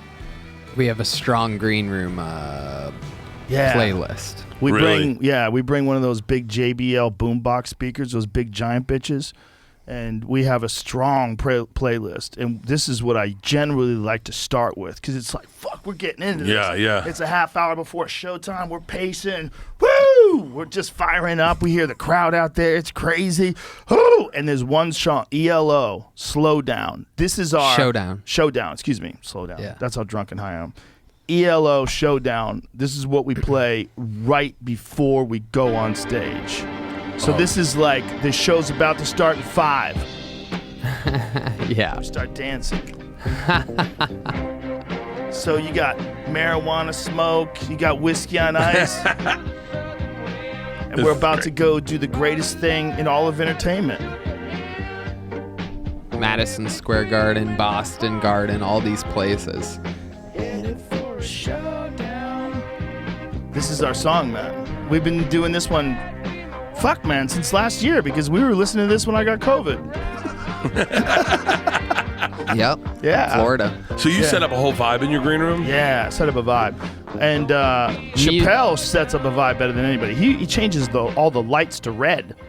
Really? Yeah, his dressing room is all red lights everywhere. It's dope as fuck. Jesus. The first guy I ever saw to do that was Tommy Lee. I went backstage to a Tommy Lee show. Tommy Lee, the drummer. A good buddy of mine. Shout out to John Rollo. My good buddy John Rollo was Tommy Lee's bodyguard. And Tommy Lee had decided that he wants to fight Kid Rock. Poor Chris, I'm sorry. Here we go again. What did he say about his wife? I don't know what happened, but Kid Rock used to be married to Pam Anderson, and Tommy Lee was married to Pam Anderson too, and whatever. So anyway, I meet Tommy Lee. Tommy's like, I want to fuck up Kid Rock. And I was like, oh my God, this is a disaster. Like, what do you want to do? You want to fight him? He's like, yeah. Like, I think he wanted to fight him in the UFC. And I'm like, how much training have you had? It's like, almost none. And so it's like, oof, I got my money on the redneck. Like, I wanted to talk him out of it. I'm like, you don't want to fight Kid Rock. Kid Rock seems like a wild dude from Detroit, Yeah. So Tommy Lee's whole green room is set up with he's got things on the walls. He's got a vibe going on. He's got, I don't remember if it was incense, but he's got cool lighting. It was like you walk in, you're like, damn, this guy. And John was saying, yeah, he just instead of going somewhere where he's just going to get harassed, he just has all his friends come over and they have a party in his green room. So he turns his green room into a party. So he's got these, these places that we do. We have these giant ass green rooms. Yeah. So he has this giant ass green room that he has music, he has turntables and shit. They're playing music, they're having fun. It's like he turned his thing into a nightclub. That's fucking. I have no vibe. Really? I have no vibe. Don't you like music? I do, but I'm kind of weird. I think. You're definitely weird. I like to work out before. I still do it like we did the road at clubs, where I work out right before the show. I try to work out. I take a nap, and then I shower and. Yeah, we do all that too. But I don't listen to any music. I don't know why I don't. Well, once you start, it gets more and more fun. I don't do any booze or drugs before a show. Like I can't do anything. That's good. That's smart. We do it all. Yeah. God, I would love to do that. We're doing key bumps of ivermectin out there. Just stupid. I would love to have a vibe. It's fun to have a vibe, Bert. It's fun. And we, when we start dancing around, and also we start talking to each other, and we start telling stories and getting excited. And when you do that, like, it kind of like gets your, it's almost like you're warming up. You're getting, which is bad when you got a non-comic in the room who gets clunky. So like when Tony and I are riffing, like I'll be riffing with Tony, or Tony was in the middle of something, and some non-comic friend of his will just dive in with some blah. Wait, why is it my friend? It's always his friends. They're always back there in that goddamn green room of Vulcan. They're just pissing all over the punch bowl. They pull their hogs out and just ruin the whole party. That is a bunch of baloney. Those are David Lucas's friends. It's nobody's. I don't know whose friends they are, but it does happen occasionally. Well, someone will get in there, and you're in the middle of getting ready to do a show, and we're like, we've got a thing. We've been doing this for a long time. We've got a rhythm, and you get warmed up, you get loose. And I know that if Tony is on a rant, like if he hits a subject, he's like, hey, wait a minute, and then I know some shit's coming. I get out of the fucking way. Yeah. But these casuals don't know how to get out of the fucking way, and they go diving in. I always do a hard reset if someone gives me a premise that like I can do something about, you know what I mean? So like I'm like, oh, so you say that Susan Smith killed 2 of her kids or whatever it was last night. And someone else is like, she seriously killed her. Like they give an actual answer. It's like, oh no. They cock blocked. I've had to tell the guys that he knows, shut the fuck up. I go, let him rant. Let him rant. Who are you hanging out with? Cock This blockers. is not true. Comedy cock blockers. No. I've brought a couple of those. I've brought a couple of those into a green room. Do I get to talk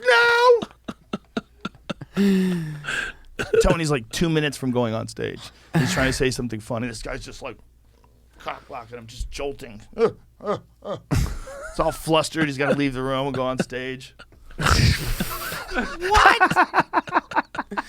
This is not true. I get all my moron friends out of the green room before he shows up. Not always. Not in the early days. It took a while. Is it? There's a conversation you have with someone before that they meet Joe. Yo, yeah. And I didn't do it with my parents today. I was like, I'm gonna let my parents be my parents.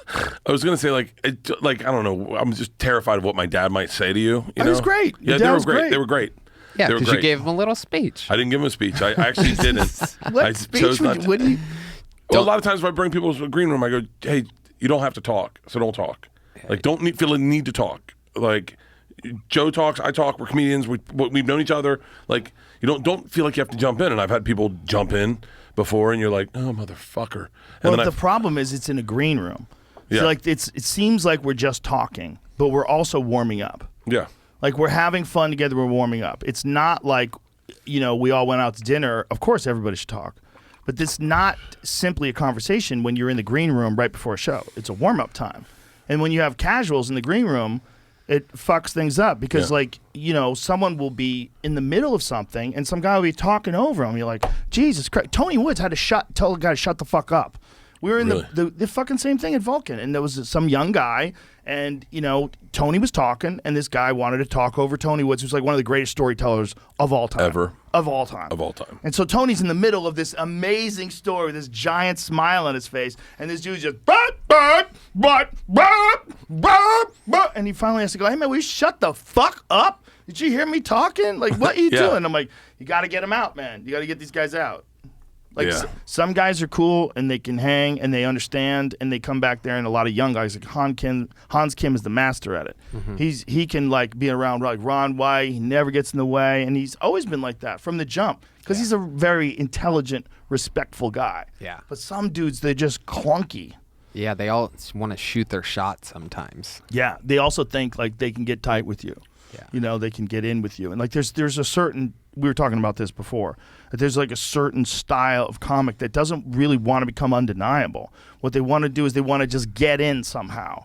And they think that if they get in, you'll fucking lift them up and carry them along. And it's not how it works. Yeah. It's not how it works. And those guys are a fucking dead weight. And they come in and they think that somehow or another that the business is all about who you know, rather than these people because you're talented and they love you. And you're fun to be around. You're a great comic. And that's why they know you and like you. It's not just they know you. And if you get in there, all of a sudden you'll be in.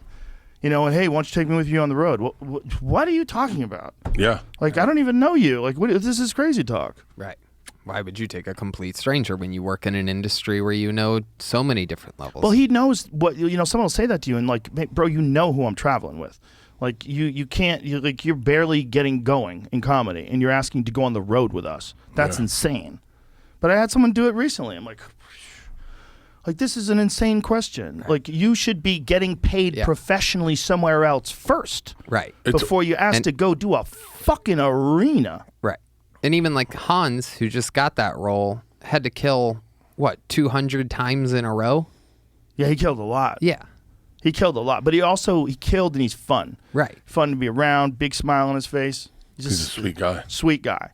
But he's also super smart too. Like when you talk to him about things, he's got an interesting take on stuff. Like you'll hear him go, "Oh, okay, I get. Oh, okay." Like he sees things in a unique way. Yeah. Which but is he's one of the still reasons autistic, so he'll say it with like mayonnaise hanging out of the side of his mouth. It's like, Hans, right there, clean it up. What, autistic people don't recognize mayonnaise? Nah, I don't know. I'm using autistic loosely. David Lucas is funny as fucking He's shit. funny as fuck. He's funny as fuck. We did. I took him to Macon. He's from Macon, and he was like, "Can I mind if I do a show with you? I grew up in Macon. I'd love to do a show in Macon." And I was like, "Yeah, of course." And so we brought him out, and then he was like, "And that day, I'd like to make you have a full black experience." And so we're like, "Okay." So we go to his house, and he did like a fish fry and made like hush puppy. I mean, he did everything, and then we went all in, and we all watched Medea. and then hung out with his mom and his brother and his uncle and everyone. It was a fucking awesome day. And then came to the show and hung out with them all after the show. Like took pictures but we brought his mom up on stage with him. And he was like, got off stage. He was like, "I went to prom here." I was like, "What?" He was like, "I went to prom here." I was like, "That's cool as shit, man." That's and wild. he was like, he could not have been nicer, but he fucking murdered. He murdered on stage. Yeah, he killed last night. Yeah. He killed last night. That was a hot fucking crowd last night. Yeah. Look at you Yeah. guys. Look at you guys. Aww. Yeah. How sweet. Bro, you look a little thinner then. Yeah. How long ago was this? It's been a rough tour, huh? It's been a rough tour. Not So only now did you watch Medea that day, she also joined you on stage for that picture. That's Wah, so cool. wah. So you're off. You're off tour now. For 3 months. So what's the commitment now? What are you gonna do? No booze. No booze. No Well, you're booze. drinking right now. Yeah, but I'm going to drink until this weekend when my parents leave.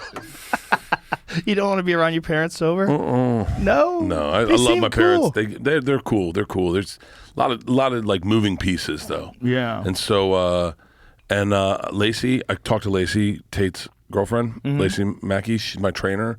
She's coming back. We're doing 2-a-days. I'm going to do 2-a-days. Yeah, so I do my cardio in the morning, and then she'll come by the night. And You have a cold plunge too, right? Dude, I have the best goddamn setup in the fucking world. You got a I got a sauna, polar plunge, outdoor shower. Fucking shout out to Bert Soren. Bert Soren hooked me up with a fucking full rack weights. I got everything you could ever fucking want. I have absolutely zero excuse because I'm home for I've never in my adult life been home for 3 months. Never. This is the part. That clip is what's going to play before the results video. Dude, Right. I plan on for fully loaded. I have 2 weeks in June that I'm doing fully loaded, but this 2 weeks is fine, and it's a little more work than party for me because of all the moving pieces with all the comics. I want to make sure they have a fucking blast. I still have to. We got to shoot a ton of videos on the front to help move tickets for the second weeks, and so fully loaded for 2 weeks. But I'm done, man. I'm gonna be. I've got to just because I'm like. I went to the doctor and the doctor's like, "Hey, blood work's great, your liver's great, everything's That great." makes no sense. Yeah. How's your liver fine? Your liver's in the green. Yeah. Yeah, they said it's in the greens. It's enzymes. I don't know. Amazing. Wow. How much glutathione are you taking in? I do a rub every evening. A rub? Yeah, I have a glutathione rub. Yeah. He rubs it over where the alcohol goes. Yeah.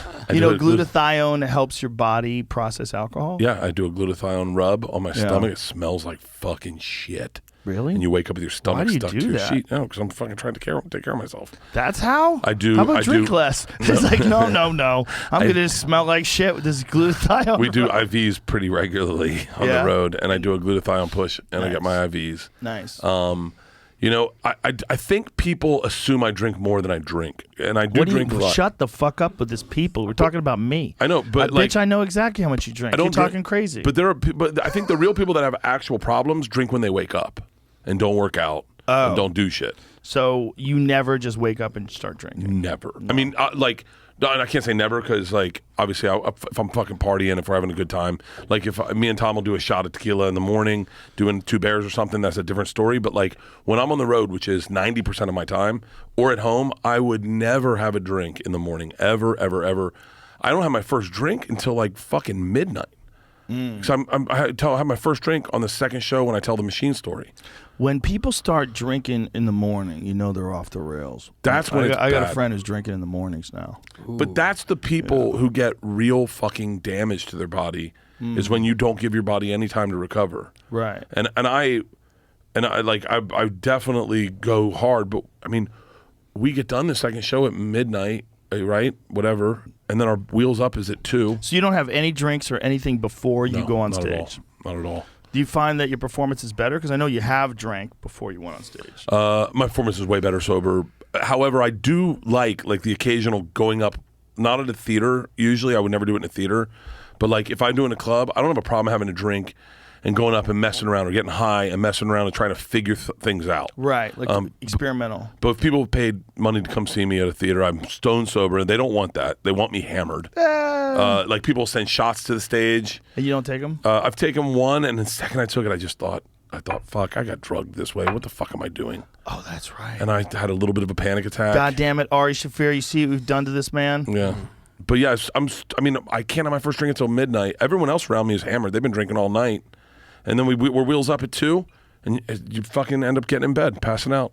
You know? And I've been smoking a lot of weed lately just to cut back on my drink, and I just get high and then get my bunk, hit this fucking Blue Dream vape pen. Cut back and on just my drinking. fucking... Is that what you prefer? This Blue Dream is a fucking lifesaver. Yeah? Dude, I sleep so sound. So fucking sound. I bought an ounce of Blue Dream to roll in joints because I enjoyed it that much. And I take this into my bed, and I'll take like 2 puffs, and I'll lay there, and I'll wait until my brain starts thinking on its own. You know, when your brain goes, you're going like, I got a busy day, I got to work on that joke. Horses should be running next to me right now. You're like, wait, what? What the fuck did that come from? And your brain's like, oh, my brain's taking over. I'm going into sleep. And you just disappear, wake up in the next city, play some disc golf, fucking. How'd you get into that? We were in Texas. It's really big in Texas. Really? Yeah, really big in Texas. We were in Texas, and I was looking for a way to get outside. We had just been to On It, and John had given me a kettlebell, and I said, I'm going to take this kettlebell with me everywhere I go. That'll be one of my weight loss programs. And so we walked in, we had the kettlebell, and we saw disc golf. So I said, hey, we should go play disc golf. We played in I don't want to say, I want to probably Dallas or Sugarland. And we went out and played, and I fucking fell in love with it. I used to play in college, and we loved it in college. And there was not the amount of discs there are now back then. And all of a sudden, I was like, fuck. So I put up one disc golf video of us playing, and the disc golf community hit me up, and they're like, hey man, I'm excited you're into our sport. All the companies started going, let me send you some stuff. And then we get like legit discs. Like Innova sent us everything, and so did Discraft, so did all these places. And then we started going out to disc golfs. And then professional disc golfers like Paige Pierce hit me up. She's like, hey, you're in Pensacola. I'm here tonight. Why don't you come out and play disc golf with me? So I was like, cool. And then we're playing with the greatest disc golfers ever. And they're giving us tips. And we're all getting a lot better, like a lot better. And now it's our group, my group of guys, and we're all playing. We're all getting better, and we have access to the greatest disc golf courses and the greatest disc golfers in the world. Philo is this guy that is a genius. He came to my Greek show. I sat with him after the show and just talked disc golf, talked forehands. And it's fun as fucking shit. How many people are playing that? Why isn't it like a big sport that it's recognized? It's blowing up right now. Is it? Yeah. It's It's getting bigger? blowing up right now. Because I had a friend that my friend John used to play it back in New York in like the 2000 no, it was not. It was I guess it was like the early 90s. It was like 92ish somewhere around then. And I was like, "What are you doing?" And he's like, "I'm playing disc golf." I was like, "What the fuck is that?" And he was explaining it to me. It's so much fun. First Joe. time I ever got drunk. But I see it 14 now. or 15 playing disc golf with my brothers who are much older than me. And one little bottle of the Mike's Hard, it was a Jack Daniels Lynchburg Lemonade, it was called, I remember. Because I'm like, this stuff's fun. Yeah. And I've played my whole life because it was really big in Columbus, Ohio back then. And then when I moved to Cali, that's like the Mecca, the oldest disc golf course, I believe, in the world. I think it was invented in like Pasadena or something like that. And awesome golf courses there, especially that one. I remember that one being cool. It had like fallen trees that were like leaning against each other right at the driving tee and everything. Beautiful so you have courses. to literally, like, it's way down there, but you have to first whip it through these like massive trees that are right in front of you that literally like one fell onto another. So you have to You have to bridge the gap. Oh, dude, Right. you get some beautiful courses where they're like, you got to go through this long list of trees. Yep. You know what really fucking sparked it? Dead honestly, is I played a fucking couple rounds and I was posted on Instagram. The first person to reach out was Ben Askren, Oh, he's a big disc golfer. and he's got his own course at his house, and he's like, hey man, he built like a 29 a whole course at his house, and he's like, hey man, I got a tournament. I'd love for you to play in it. You want to come out? If you're ever in the area, tournament come out. at his house? He has a tournament at his house. Ben Askren's fucking legit. Ben Askren is fucking legit. And so then I started fucking around, because if I ever get like a celebrity ever hits me up, I always play with it on like Aaron Rodgers or any of those. I play with it on Instagram a lot. So I'd throw things. I'd like, yo, Ben, is this legal? And fuck around. And then as soon as Ben tweeted about me, the disc golf community heard about me. And you can tell if someone's really passionate about something or if they're not passionate. And people would hit me up. I'd send people my shots. I'd go, give me notes. Mostly I fucked my arm up doing a backhand, so I've been throwing a lot of forehands. What do you mean? You fucked your arm up throwing the golf? Throwing thing? disc golf, How yeah. much does that thing weigh?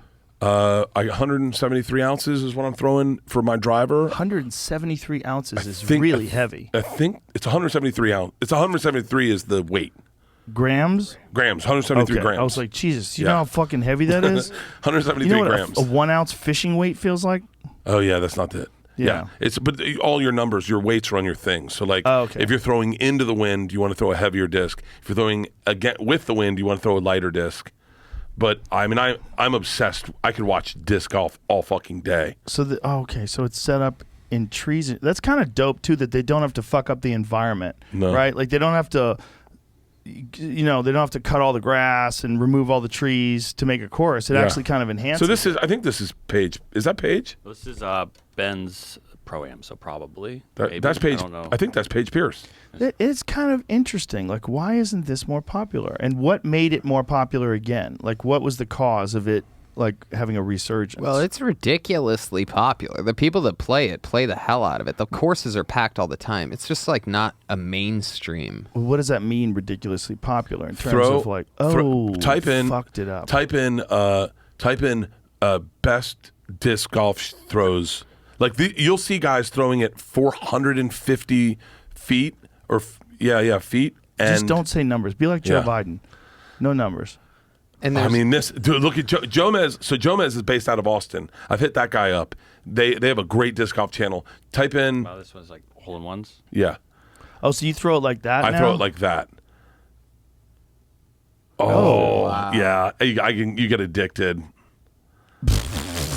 I fucking love this shit. So there's like millions of people playing this, you think? Is it on television? Is it televised? No, I was trying to organize a 2 Bears, 1 Cave disc golf tournament and get $1 million purse. You should. I'm trying. That seems like something you guys would totally be able to do. We do it in Hawaii. The Innova's got a great course in Hawaii. Oh, yeah? Bring about all the pros down, do a pro-am the day before, and then do a big tournament. These guys are monsters. And I get access to a lot of things now. We got access to a minor league stadium the other night, and we get done Amarillo. They hit us up, and they're like, hey, man, we own the minor league stadium. You want to come over and play disc golf? And we're like, in the boom. stadium? I travel with my own goal, my own fucking goal. Nice. Yeah. I travel with it on the bus. I have maybe 250 discs on the bus. What? I have Joe. Wow. Dude. That's crazy. First of all, Innova, Discraft, they've all hooked me up amazingly. MVP discs. There's so many great discs that I've been hooked up with. But if I see a disc golf shop, I go in and drop a fucking. You just all in. $200. You're all in on disc golf. I'm looking for every wraith you can possibly have. I want every cut. I want every plastic that you have. I want the G Star. I want the wraith is my disc. It's a great underhand disc. And so we set up a disc golf course in a minor league stadium, and I was like, and we're just going to the fucking top decks, throwing from there, throwing like 320 feet. It was so much fun. So what happened to your arm? So I was doing. Paige Pierce takes us out, and it really is beautiful when you watch her throw a disc. But she was showing me the proper way of really putting your hips into it, turning your back to the tee, and then really snapping it, and how important the spin was. And I threw one, and I just felt like a pop, and I went, whoa. And I was like, that's nothing. And then I kept throwing, and I was like, God damn it, it's starting to hurt. And I was like, shit. I was like, fuck. And then I have disc golf outings set up with all these great disc golfers, and I'm like, I want to go play with them, but I'm hurt. And I'd wrap my arm up, and then I went out to this one place in Richmond, Virginia, I think, and they were like, this guy, Richard, took me out, and he was like, let me show you how to throw forehand. And I was like, that's how I initially threw, was like more like a sidearm. Mm-hmm. And it didn't hurt my arm, and I was throwing a lot further. Really? And I was like, fuck. Further than even the traditional way you were doing it before. Yeah, the other way I couldn't, my distance was never great. But this way, for whatever reason. Which way do most of the pros do it? Most pros can do both. Really? And they do both. And like the guys who throw it the furthest do a backhand, and they'll spin into it and just fucking heave it. I mean, when you play with a pro, you see such a difference in their game that you're like, it's so fucking noticeable. But it's This is a pro giving pointers how to throw a forehand in disc golf. Yeah, I've watched all these. I think I know him. Oh, whoa. Yeah. That thing flies. I mean, all I post on my Instagram is promo dates and disc golf shots. I mean, my Instagram, I have one slow motion I look beautiful in, but I was calling shots, and it was so much fun. I was like, all right, I'm going to do an Anheuser up around this tree into the fucking thing, and I called it, and I did it, and it was like right by the pin, and I was like, it's so much fun. Oh, it's so much fun. We play in Austin. There's a brewery. We played Austin, and what's crazy is like, because I talk about disc golf on big podcasts, on 2 Bears and whatnot. So the whole community knows me now. They know I'm into it. So like there's a brewery right by the airport here in Austin, and they've got like a 9-hole course. It's a fucking badass course. I roll in, they're like, machine. I was like, what's up? And they're like, cold beers? What disc do you need? And I was like, boom. Wow. And then we went out, played, had a fucking blast. Sun was setting in Austin. Oh, dude. Boston's a great scene for disc golf. Yes. It's a great scene for regular golf and for everything, really. We need to set up a JRE tournament between Tony Hinchcliffe and young Jamie. Absolutely. That's what needs to go down. We need to have some sort of a televised one-on-one. Oh, that's a good idea. Yes. Yeah. That's what I'm saying. I'm saying we need to have something. I'd love to commentate that. Yeah, you and me.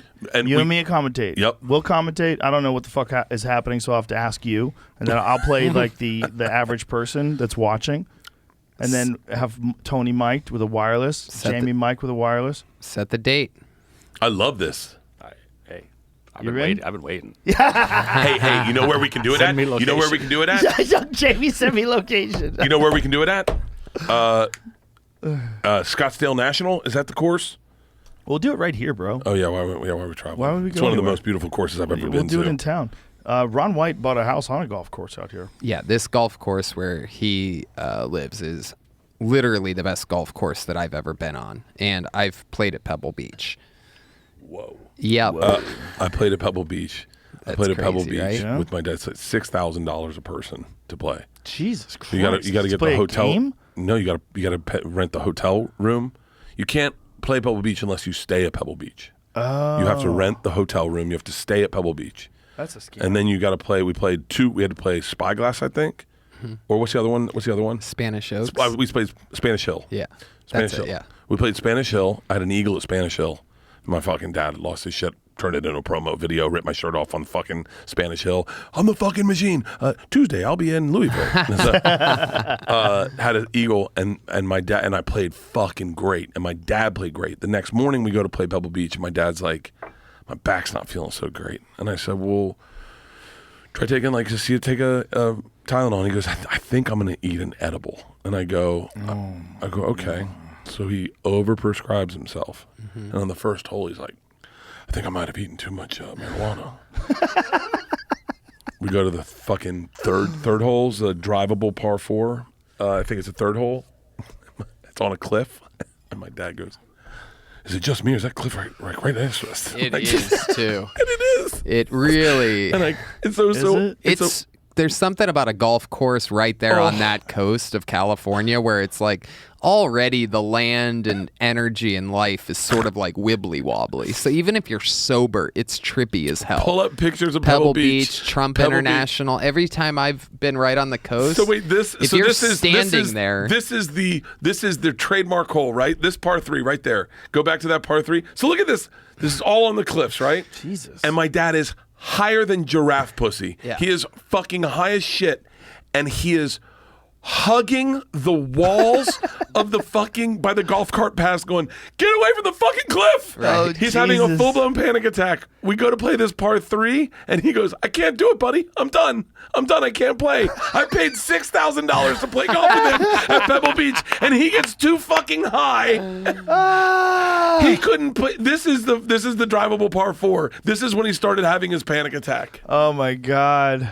Oh, that's hilarious. The next one's a par 3. The one after that is the par 5 that you drive up blindly. And my dad at that par 5, I'm over by the thing, and he is hugging the cart path. And he's like, get the fuck away from the cliff. He's sitting on the ground holding onto the grass. If you have time and you have money, there's an endless amount of things that you could get into.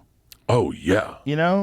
Whether this is a hard... By the way, golf. at this hole, Tony, I said to myself, wait, I've played Pebble Beach. On Tiger Woods Golf. Wow, look how pretty that is. Oh, it's fucking gorgeous, Joe. It's unreal. The green is so lush. Oh.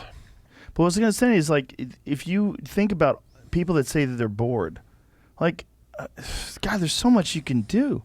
There's so many things to get in. If you have time and money, and if you don't have time and money, you're probably working. And if that case, you're not bored anyway. You might be bored of your job. But if you have time, if you have a need to get into something, there's so many things to get into. You just got to be careful. It's They'll hard. rob you of your time. It's hard to get into shit, though. What kind of shit? Everything. In what way? I don't know. It's like it has to sort of be an accident. It's got like I've tried to get into some shit. Like what? Like leather making. I fucking got into leather making because I needed a hobby. My therapist told me I needed a fucking hobby, and the next thing you know, I turned it into work. I'm like, I'm gonna sell these at my shows. I could sell them for like $90 a wallet, and then I'm gonna bang out more wallets. I need to hire some people to help me with this leather working. I turn everything into fucking work. Oh, I see. Everything turns into work. Like I don't know how. I was saying this to Tom. I want a hobby. I want a hobby. I would love to want to hunt. Well, you have disc golf. Well, I have disc golf. Yeah. That's I guess a I do hobby. have disc Yeah. golf. What am I saying? Yeah. But the second you do that, Two Bears Invitational. Well, that's what it is. My Yes. brain starts going in. I reach out to the Jomez guys, and I'm like, a couple people said, hey, do you want to commentate one of these? And I go, fuck yeah. And then I was like, we'll do a Two Bears Invitational. I should come on my own line of disc. And my brain goes into business mode too quick. That was never who I was. I don't know when the fuck this happened to me. Well, once you started making real money and you didn't have to fucking worry about the Travel Channel firing you ananymore. Yeah. That's what happened. That's exactly what happened. You realize you are the master of your own destiny. And now that you've got the ball rolling, you got great work ethic, man. You fucking put in the work. And that's why and you start thinking okay, I got to hustle. I got to keep hustling. Just how you make these promos, it's the same kind of deal. The thing about this this disc golf thing is you can actually help disc golf. Yeah. Like, I think if you guys do the Two Bears One Cave Invitational, it will put a lot of light on disc golf.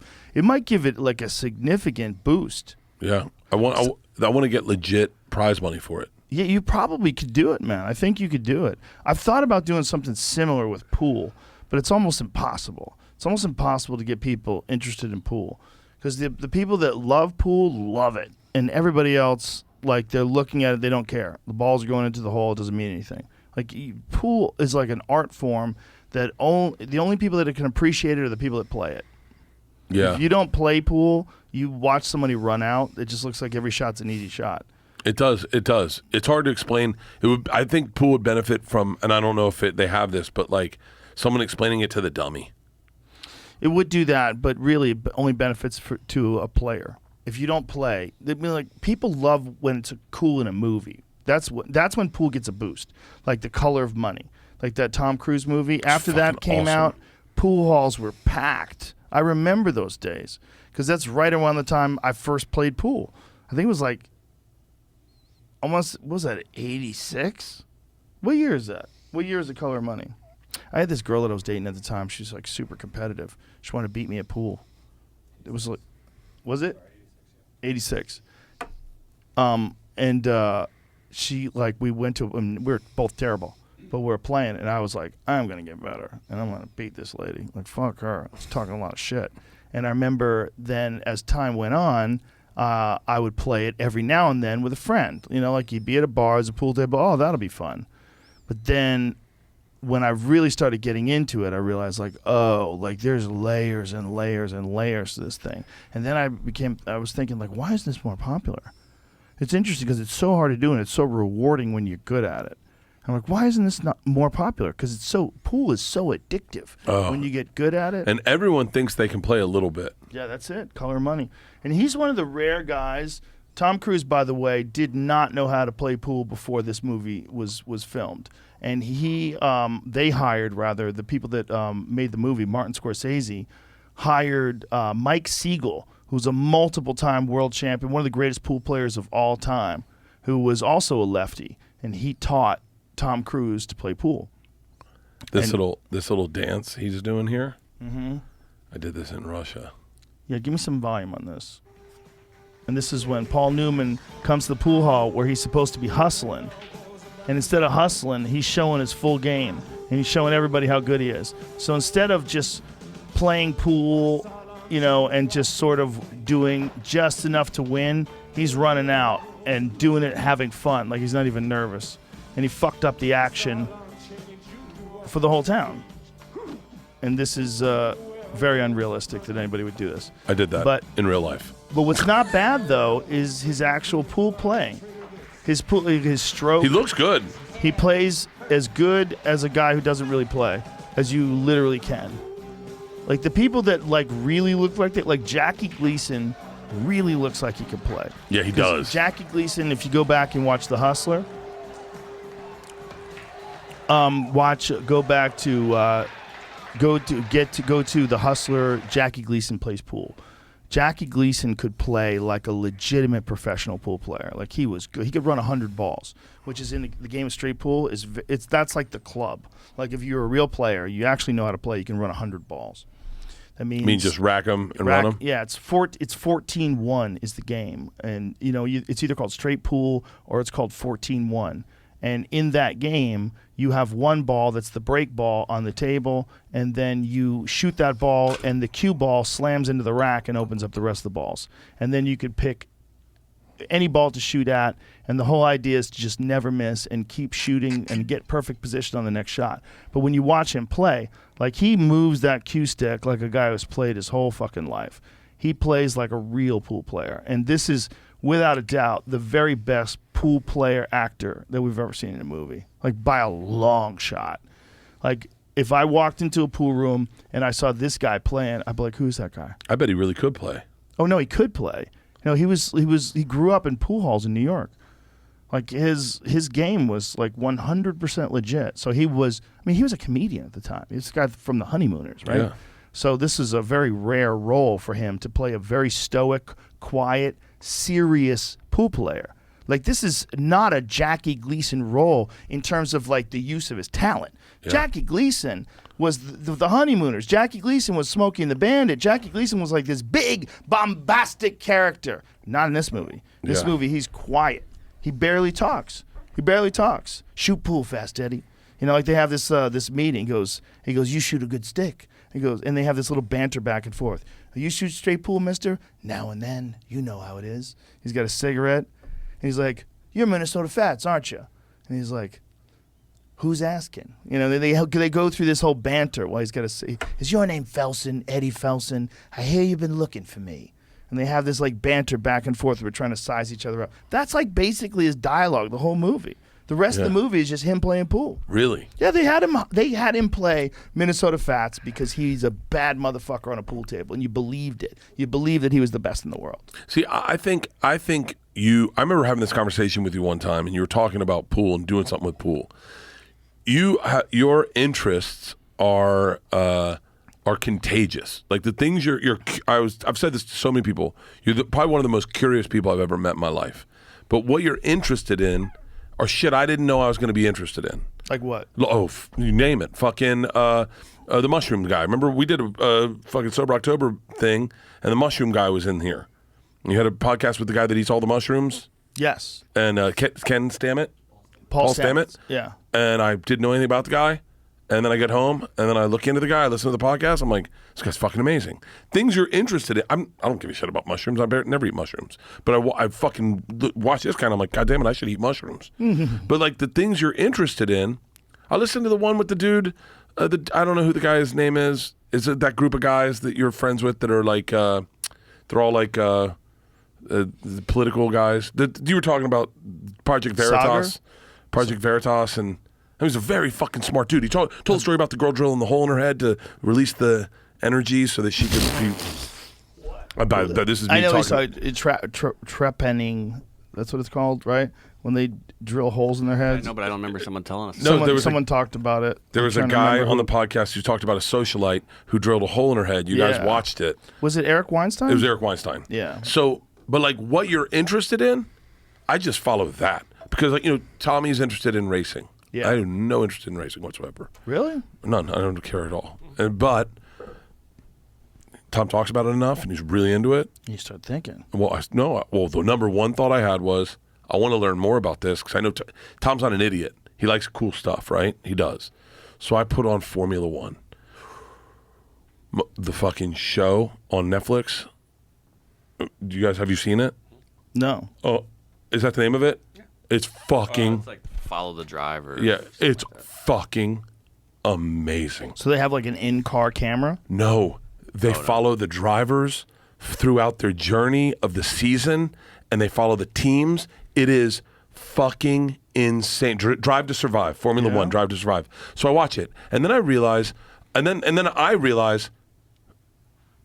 just let people introduce you to the shit they're into, and then be open-minded and get into that shit. And immediately I come down to Tom next time. I've been watching Drive to Survive. I go, we should start a race team. And he was like, I'd love that. And I go, that's all I need to know is that you'd love that. Because if you love it, I'm going to love it. I'm going to love watching you love it. And our fans will love it. And so I bought him a fucking race car. Dude, all you have to do, Joe, is just be... Dude, my whole family is fucking pretty handy with a bow and arrow. Because when you got into archery, I walked into a store one time and they're like, hey, Rogan's into archery. You want to see our archers stuff? And I was like... looking for something for the girls to do, so I bought them the recurved bows. My whole family's got a legit fucking archery shot because you got into it, and then Cam Haynes, I'm fucking fascinated by that guy. Like, it's all the shit you're interested in, other people find interesting. And if you're in the pool it's a long learning curve. Long learning curve to get good at pool. I'll tell you what, it's almost like saying you're interested in stand-up comedy. More people should do stand-up comedy. But a lot of people have access to trying out pool. Like my daughter, you sent those pool cues to me. Yeah. And we got some bullshit ones for the kids when they're over. And my daughter Isla pulled one of yours out and put it in her fucking room. She goes, no one fucks touch this. It's a graphite one. Yeah. She goes, it's carbon fiber. Carbon fiber. She goes, Dad, this is mine. Yeah. And I was like, okay. And my kids play pool a lot. Yeah, those are predators. Those are good. It's a good fucking cues. badass pool cue. It's a good cue to, world-class professionals use those cues too. It used to be that everybody wanted wood cues, and now a lot of guys are playing with carbon fiber shafts. They're very consistent. I'm telling you, man, I would do something if I were you. I'd shoot a pool show here with some professionals. Put it on your YouTube. I've thought about it. I've thought about doing something. I just don't exactly know what I would do or how I would do it. Not quite sure. Yeah, but it's like this podcast. This podcast definitely wasn't what it is. Wasn't what started as is what it is today. Yeah, but the thing is, I like playing pool too. Like I don't want to play in a tournament because if I do, then I'll get obsessed and then I'll start playing 8 hours a day. That's what I'm worried about. I don't have the time to just I can play when I want and have fun and play some games. But if I started playing competitively, I would get crazy. And then I'd want to play all the time. And then I'd start thinking about it. I'd be out dinner. If the conversation was boring, I'd be thinking about bank shots and how to put the right inside English on a shot and move around the table, get around clusters of balls. I start thinking about shit. Not good. It's nice to take your brain off stuff, though. Yes, it's good for that. But archery's even better, I think. I think archery's the very best thing for taking your brain off something. There's something about just drawing back that bow and centering that sight on that target, and then the perfect release of an arrow and watching it sail and right in the bullseye. It's so satisfying. When we got into archery, it was over the pandemic, and get two whatever entry level recurve bows for the girls. Isla's left-handed, George was right-handed, and we were all getting into it. It was fun. We had that new house we're at now, but it was just property then, and Isla goes, I like this. I just don't like getting the arrows. And I said, yeah, that sucks. But I think that's part of the fun is then go check your shots and where you're at. She's like, yeah. So the next 3 days later, we get a delivery on Amazon, and it is 100 arrows. And this fucking kid would all she cares is and she would shoot fucking 100 arrows. And then just leave them and was done. And so if you wanted an arrow, you had to go fucking pull out 100 fucking arrows. Oh, that's hilarious. These two idiots were shooting into towards our neighbor's house. And I go, guys. God. I'm like, what the fuck are you doing? And Isla's like, well, we sent it through a couple back in his yard. I'm like, he's got a fucking dog. If you just heard. Yeah. That's hilarious. It's a cool thing about being open-minded to get into shit, you know? I think it's good for your brain, too. It's also good for your brain to be a beginner. Being a beginner is important because when you're a beginner, you learn things from the first steps. And then that process of learning stuff, you get better at. Yeah. And you can apply it to the next thing and the next thing. Like the more things you can get good at, the better. Because then you kind of understand what getting good at something entails. Like what's involved. And every new thing, whether it's stand-up comedy or whether it's learning how to shoot a bow, every new thing has its own little subtleties that you have to learn, its own techniques, its own difficulties that you have to overcome. It's important. It's like when you're just good at a thing and you just keep doing that thing over and over again, it's not bad. It's not like it's bad to just keep trying to get better at this one thing that you're really good at. It's very good in a lot of ways. Yeah. But there's something to be said for learning new things and becoming a beginner. Surfing. I'm sure. That's hard. That looks hard as fuck. I'm starting that. I bought 2 surfboards, and I'm going to go up to the beach and stay there a lot these next 3 months and I want to learn how to surf. So you're going to get a coach? Well, I have access to a bunch of pro surfers, meaning they've, they're fans or whatever, and I've texted with a couple, and I was thinking about going down and maybe just taking Jamie O'Brien's class. He does a class at Turtle Bay and just doing it, going down to Hawaii for a week and learning, and then I just would love. Don't get eaten by a shark. If you go to Hawaii, I'm worried. I'm worried you'd get eaten by a shark. Last of your fears. What's the first of your fears? Oh, dying. But not by a shark? No, that's the way I want to go out. I wouldn't mind getting attacked by a shark. Oh my God, Bert. We got to go out one way, right? Yeah, but don't say that. What about those wave pools? I would love that. They have one in Waco. They've got one in Waco. I would love to do that. Action Bronson did that. Looks like the shit. Yeah, I would do that. Maybe next time I come down to do 2 Bears, I'll stop by Waco and do that. I would love to do that. They don't have one in L.A. Kelly Slater's has one, but you can only, from what I saw Casey Neistat in there, and you only get 7 minutes in the pool. and I just don't have enough time to learn. Yeah, well, that's one of the things that they're talking about when it comes to surfers today. Like one of the things my friend Shane Dorian was saying is that surfers today have access to wave pools, and so young kids that have access to wave pools, they're like so advanced because they have so much time on the board. Yeah, well, that I saw Kai Lenny do something talk about that. You said Shane Dorian's name today, and I geeked out. I follow his son on Instagram. Oh yeah, son's a badass fucking surfer. Yeah, I watched them. Imagine. I watched them. I think I watched them take his son out for his first surfing session at Jaws. But like I'm fast. I love the ocean. I love the water. I love the water. That's why I love polar plunging so much. I love everything about water. And I would love to be able to surf. I would love to be able to like take a board out, go out, get a great workout. Yeah. Like my buddy Nathan Florence has a Whoop. His Whoop numbers, he'll post them on his Instagram, are fucking insane. And just from surfing. Oh, dude, he's doing workouts that like my heart couldn't sustain. I mean, but he's getting caught on the inside of pipeline, so he's like having to like go under for 3 waves or whatever. But like, I would love to be able to do that. That would be like I think it will probably change my brain a little bit. And I've taken lessons. I suck. But it's because I'm fat and I have a hard time getting up on the board. That's not even joking. Well, I'm sure. But when I bought the board, Joe, the kid that sold me the board goes, "What are you getting these for?" I said, "Surfing," and he goes, "Okay." He was really sweet. He goes, "Can I give you some advice?" I go, "Yeah." And he goes, "She'll work on getting off the ground." And I went, "What?" And he goes, "No, like practice doing push-ups and stuff and getting up quick and do a lot of that before you go out in the water." And I was like, oh yeah, that is a good advice to like, I should literally see if I can pop up one of my feet from my hands, because that's the hardest part. The hardest part is when and then we went out surfing and I was like, oh, man, I could catch the wave fine. I could get myself here. But the second I had to slide my feet under, I had to get them past my fat fucking stomach. And I was like, God damn it. So I was like, that's my goal, is to lose enough weight so I can surf and I can enjoy the water like that. All right, so do you want to do this with David Lucas and Red Band, or do you want to do this independently? Oh, I think you should do it independently. I'm doing it independently. But I mean, I love those guys. But those guys need to be involved in something, but you should do something and just document it on social media. I'm going fit. I'm going to measure my body when I get home. I'm going to measure my body: waist, stomach, tits, arms, thighs, calves. I used to do that every sober October. Hire someone to do a 3D scan. Where they scan you like they're going to make a video character of you. Come on, man. We're doing it Bert Kreischer style. Bert Kreischer style is you hire someone to do a 3D scan of you. Yeah, I had to do one of those for the UFC video game. I'm in the UFC video game, so I had to stand there like this.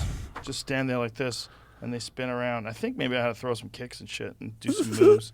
But yeah, because you were an unlockable character, right? Yeah, I was a character. Yeah. So you would spin around, and this thing circles. Yeah, that's me. Whoa. So this thing circles you and goes around you, and it gets all the measurements of your body. So it gives a pretty accurate representation of what your body looks like. So you can do that. We had to do that for my movie. They had to put them in the thing, and the fucking wardrobe lady gives me my clothes, and they're all really tight. And I'm like, have I gained weight? She's like, you're fat. I don't know what to tell you. You're fat. You're fat. Oh my God. And I was like, okay. I was like, these, I feel really tight. I don't remember them being this. Yo, you've been fucking eating the whole time here in Serbia. You're fat. That's what you look like. I'm sorry. Wow. Like, very direct. Dude, when you deal with people that grew up in socialism, they have a different way to talk to you. Jesus Christ. Like at one point, the person doing my beard, I said, I feel like you're combing my hair different. She goes, yes. I said, what? She goes, yes, you need to look like your stunt double. And I said, what do you mean? She goes, his hair it parts. I said, wait, my stunt double needs to look like me. And she goes, no, it's easier to make you look like stunt double. And I was like, no. He's never in the movie. Like, I'm in the movie. You need to make him look like me. And she goes, nah, it's easier to make you look like him. And so for fucking a big chunk of the movie, I look like I have a different haircut and a different beard trim. Because why did you let her do that? I didn't even realize she was doing it until it was too late. And I was like, you just trimmed my... What a crazy lady. Yeah, but the same thing. So we do the thing for the fitting, or for an action figure of Bert Kreischer. An action figure, right? I'm in my action figure clothes, my fight scene clothes. I'm doing the thing, and I'm like, I feel fat as shit. Like, I wasn't this fat. She goes, no, this is what you look like. This is what you look like. I do another outfit. I go, this is even fucking tighter. And I put my shoes on. I go, my feet didn't grow. And then she looks and she goes, oh, you have wrong outfit. That's just for stunt double. In my action She's figure, in love with the stunt double. I'm going to be like this. I look fucking huge. It's going to be fucking hilarious, I'm sure. But I'm in someone else's clothes. I look like I'm in someone else's clothes. That's hilarious. Yeah, that was an eye-opening. You're just harsh over there. I'm going hard. I'm doing trifecta meals. Okay. They send me meals every week. Okay. I'm doing 2-a-days with Lacey. Okay. Well, we've said it. It's out there. It's out there. So now it has to be done. I'll post it. Tony's going to get jacked. Show him the guns, Tony. See that? You're pretty muscular. Yep. It's like a Will Ferrell movie. I love Tony's belly. Well, I can suck that in. No, I have abs under there. But if I let it go, this is Texas, dude. We're one lunch away from being fat here. You let it go for a little bit in the I early did, days. dude. I was, Look at the eyebrows. I was nasty about 6 months ago. Thank God for hot yoga. It's so easy to just overeat here. Oh my God. There's so much good food. Oh, get on a tour bus. Oh, I can imagine. Dude, Why do you have your face on the tour bus? Because I like selling. Is that what it does? It sells tickets? Oh, 100%. Really? Oh, are you fucking kidding me? Yeah. I don't know. I don't have a tour bus. You pull in a city and everyone fucking goes, oh shit, I didn't know you was in town. Really? Yeah. I mean, but then they know where you are at all times. That's a creepy part. But it was. I definitely is. It definitely has been. Was the best is. I mean, the tour bus drives around the country when I'm not on it. Also. Oh. So you just have him drive around like a mobile ad? No. Like he'll drive. So like. He's running across country right now, and I was like, "Yo, stop by Lawrenceville, Georgia, Brandon, Mississippi, on your way, because I'm doing those for fully loaded." So did you lease this bus or did you buy it? I leased it. I think we're buying the next run. They're super expensive, right? No. I mean, yeah, but not for what you're doing. I live in that thing, and what you get out of it. Dude, I love living in a tour bus. And the guys live in there with you? Everyone lives in there. So we're all bunking together? We all do bunks. I got rid of the bed because I wanted to make sure that everyone felt equal. Because I asked them to live in there. I want them to know I'm willing to live like they are. Oh. And so we all have bunks. We have them condo style. Bro, that's whack. Make those motherfuckers sleep in the bunk and you get a fat throne, a beautiful bed with a golden door. You have a golden door. I had my first one. I had with a knocker on it. Fucking sweet bed with a bathroom, my own bathroom. It was a badass bus. And then when we did the outdoor shows last summer or 2 summers ago, whatever, during the pandemic, I got us all bunks. I was like, we're living on the bus. We're staying in a bubble. How many guys? Wow, we filled up. Everyone, every bunk. How many people? 1, 2, 3, 4, 5, 6, 7, 8. 9, 10. So 10 guys on a bus together traveling across the country in a bus. And a woman. My tour bus. My tour manager is a woman. God. Yeah. That's wild. Dude, it's so much fun. It's so tight. Have you done it, Tony? I have. I once did it with Brian Regan on his bus. We did an amphitheater in Toronto or Detroit. And then the next night we had an amphitheater in Toronto. So that night, after Detroit, we just had the time of our lives drinking and doing whatever we wanted to on a tour bus with a bunch of comedians. So you're just sitting there. It's literally like this. Like the lobby of those or the living room of those things is just as comfortable as anything. And then you have the same access to anything. So it's literally just like hanging out, but you're traveling at the same time. Do you ever do podcasts from the tour bus? I have. It's not ideal. They're loud. Oh, the noise of the engine. Yeah, they're loud. But Jamie, is that something that can be worked around? I mean, yes, it is. But while you're moving, it makes it tough because it's pretty loud when you're driving down the road. Yeah. But man, when you get in a tour bus, you go. There's no better feeling than. I don't do it as much anymore, but I still do it a little bit now and then. I have antibodies. Getting on the show, I tell the audience where we're going to go party. We go to a bar. Everyone shows up to the Rusty Clam, right? Fucking packed wall to wall. I go behind the bar. I'm making drinks, have a blast. get a heads up from the tour manager. Bus is outside. You walk outside. You get on your bus. Everyone gets in. You just coming out of the bar. Everyone's having a great time, and then just talking or doing movie night where everyone sits down and watches a great fucking movie, and you're like, God damn it, man! I forgot Apocalypto's a badass fucking movie. Yeah. Or you just watch this while you're driving. Yeah, and then go back to the way back. We'll smoke a blunt, smoke a joint. Everyone will be sitting back there. We're all crammed in the way back. And the way back is where you used to have a bedroom. It's where I used to have a bedroom. Now what is it now? It's where they do their editing, and we keep our camera equipment and my clothes. And then everyone else keeps their clothes in the bunk. And then under the bus, we have a inflatable pool we travel with. We have a smoker we travel with. And how long were you on this bus with these guys for? Since 2020. No, but I mean, how long is a stretch? So where you guys I are do out 3 together? weeks on, 1 week off. Wow. So 3 weeks, you guys are just in that bus every day. Well, 3 weeks we do. We'll usually do 1 week, then we'll fly out to Austin, do 2 bears, fly back, and then we'll stay another 2 weeks. And then on our days off, we'll take the bus to we were in Breckenridge. We took the bus. We were on the way through Colorado. We took it to Breckenridge and got a Airbnb, and fucking did some mountain climbing and just some fucking fun. It's like getting an Airbnb is the best too. It sounds awesome. Yeah. We got to wrap this up. We got a show in a few hours. Oh shit! I got a dinner with my parents in 30 minutes. Woo! Tony Hinchcliffe, you're the fucking man. Kill Tony. It's on YouTube every Monday. You can see it live at Vulcan if you have tickets in Austin, Texas, but you're not going to get tickets unless you're very creative, because it sells out basically instantaneously every week. And it's the best live show in all of comedy. You want to go see a live video of what's going to be on YouTube, it's a game show kind of. It's not a game show, but it's like a live comedy show. It's not just stand up. It's a lot. It's very fun. It's a great show. Very fun live. It's great for stand up too. It's like, in my opinion, it's a cornerstone of comedy because it lets people know this is just about being funny. You know, this is not about your ideology or any nonsense, and it's like everybody's doing the same thing. There's no shortcuts, no faking it. No, we don't do that kind of comedy around here. It's just funny. It's just be as funny as you can. And you get people from all walks of life that enter in and put their name in the bucket to do a minute in front of celebrity comics, in front of an awesome band, and an amazing live crowd that is like diehards that go to it as much as they can. It's so much fun. Great show. Yeah, it's a blast. We did it last time I was in town, and I do not remember it. I know. I remember I pulled your cock out. Yeah, you got pants for a second.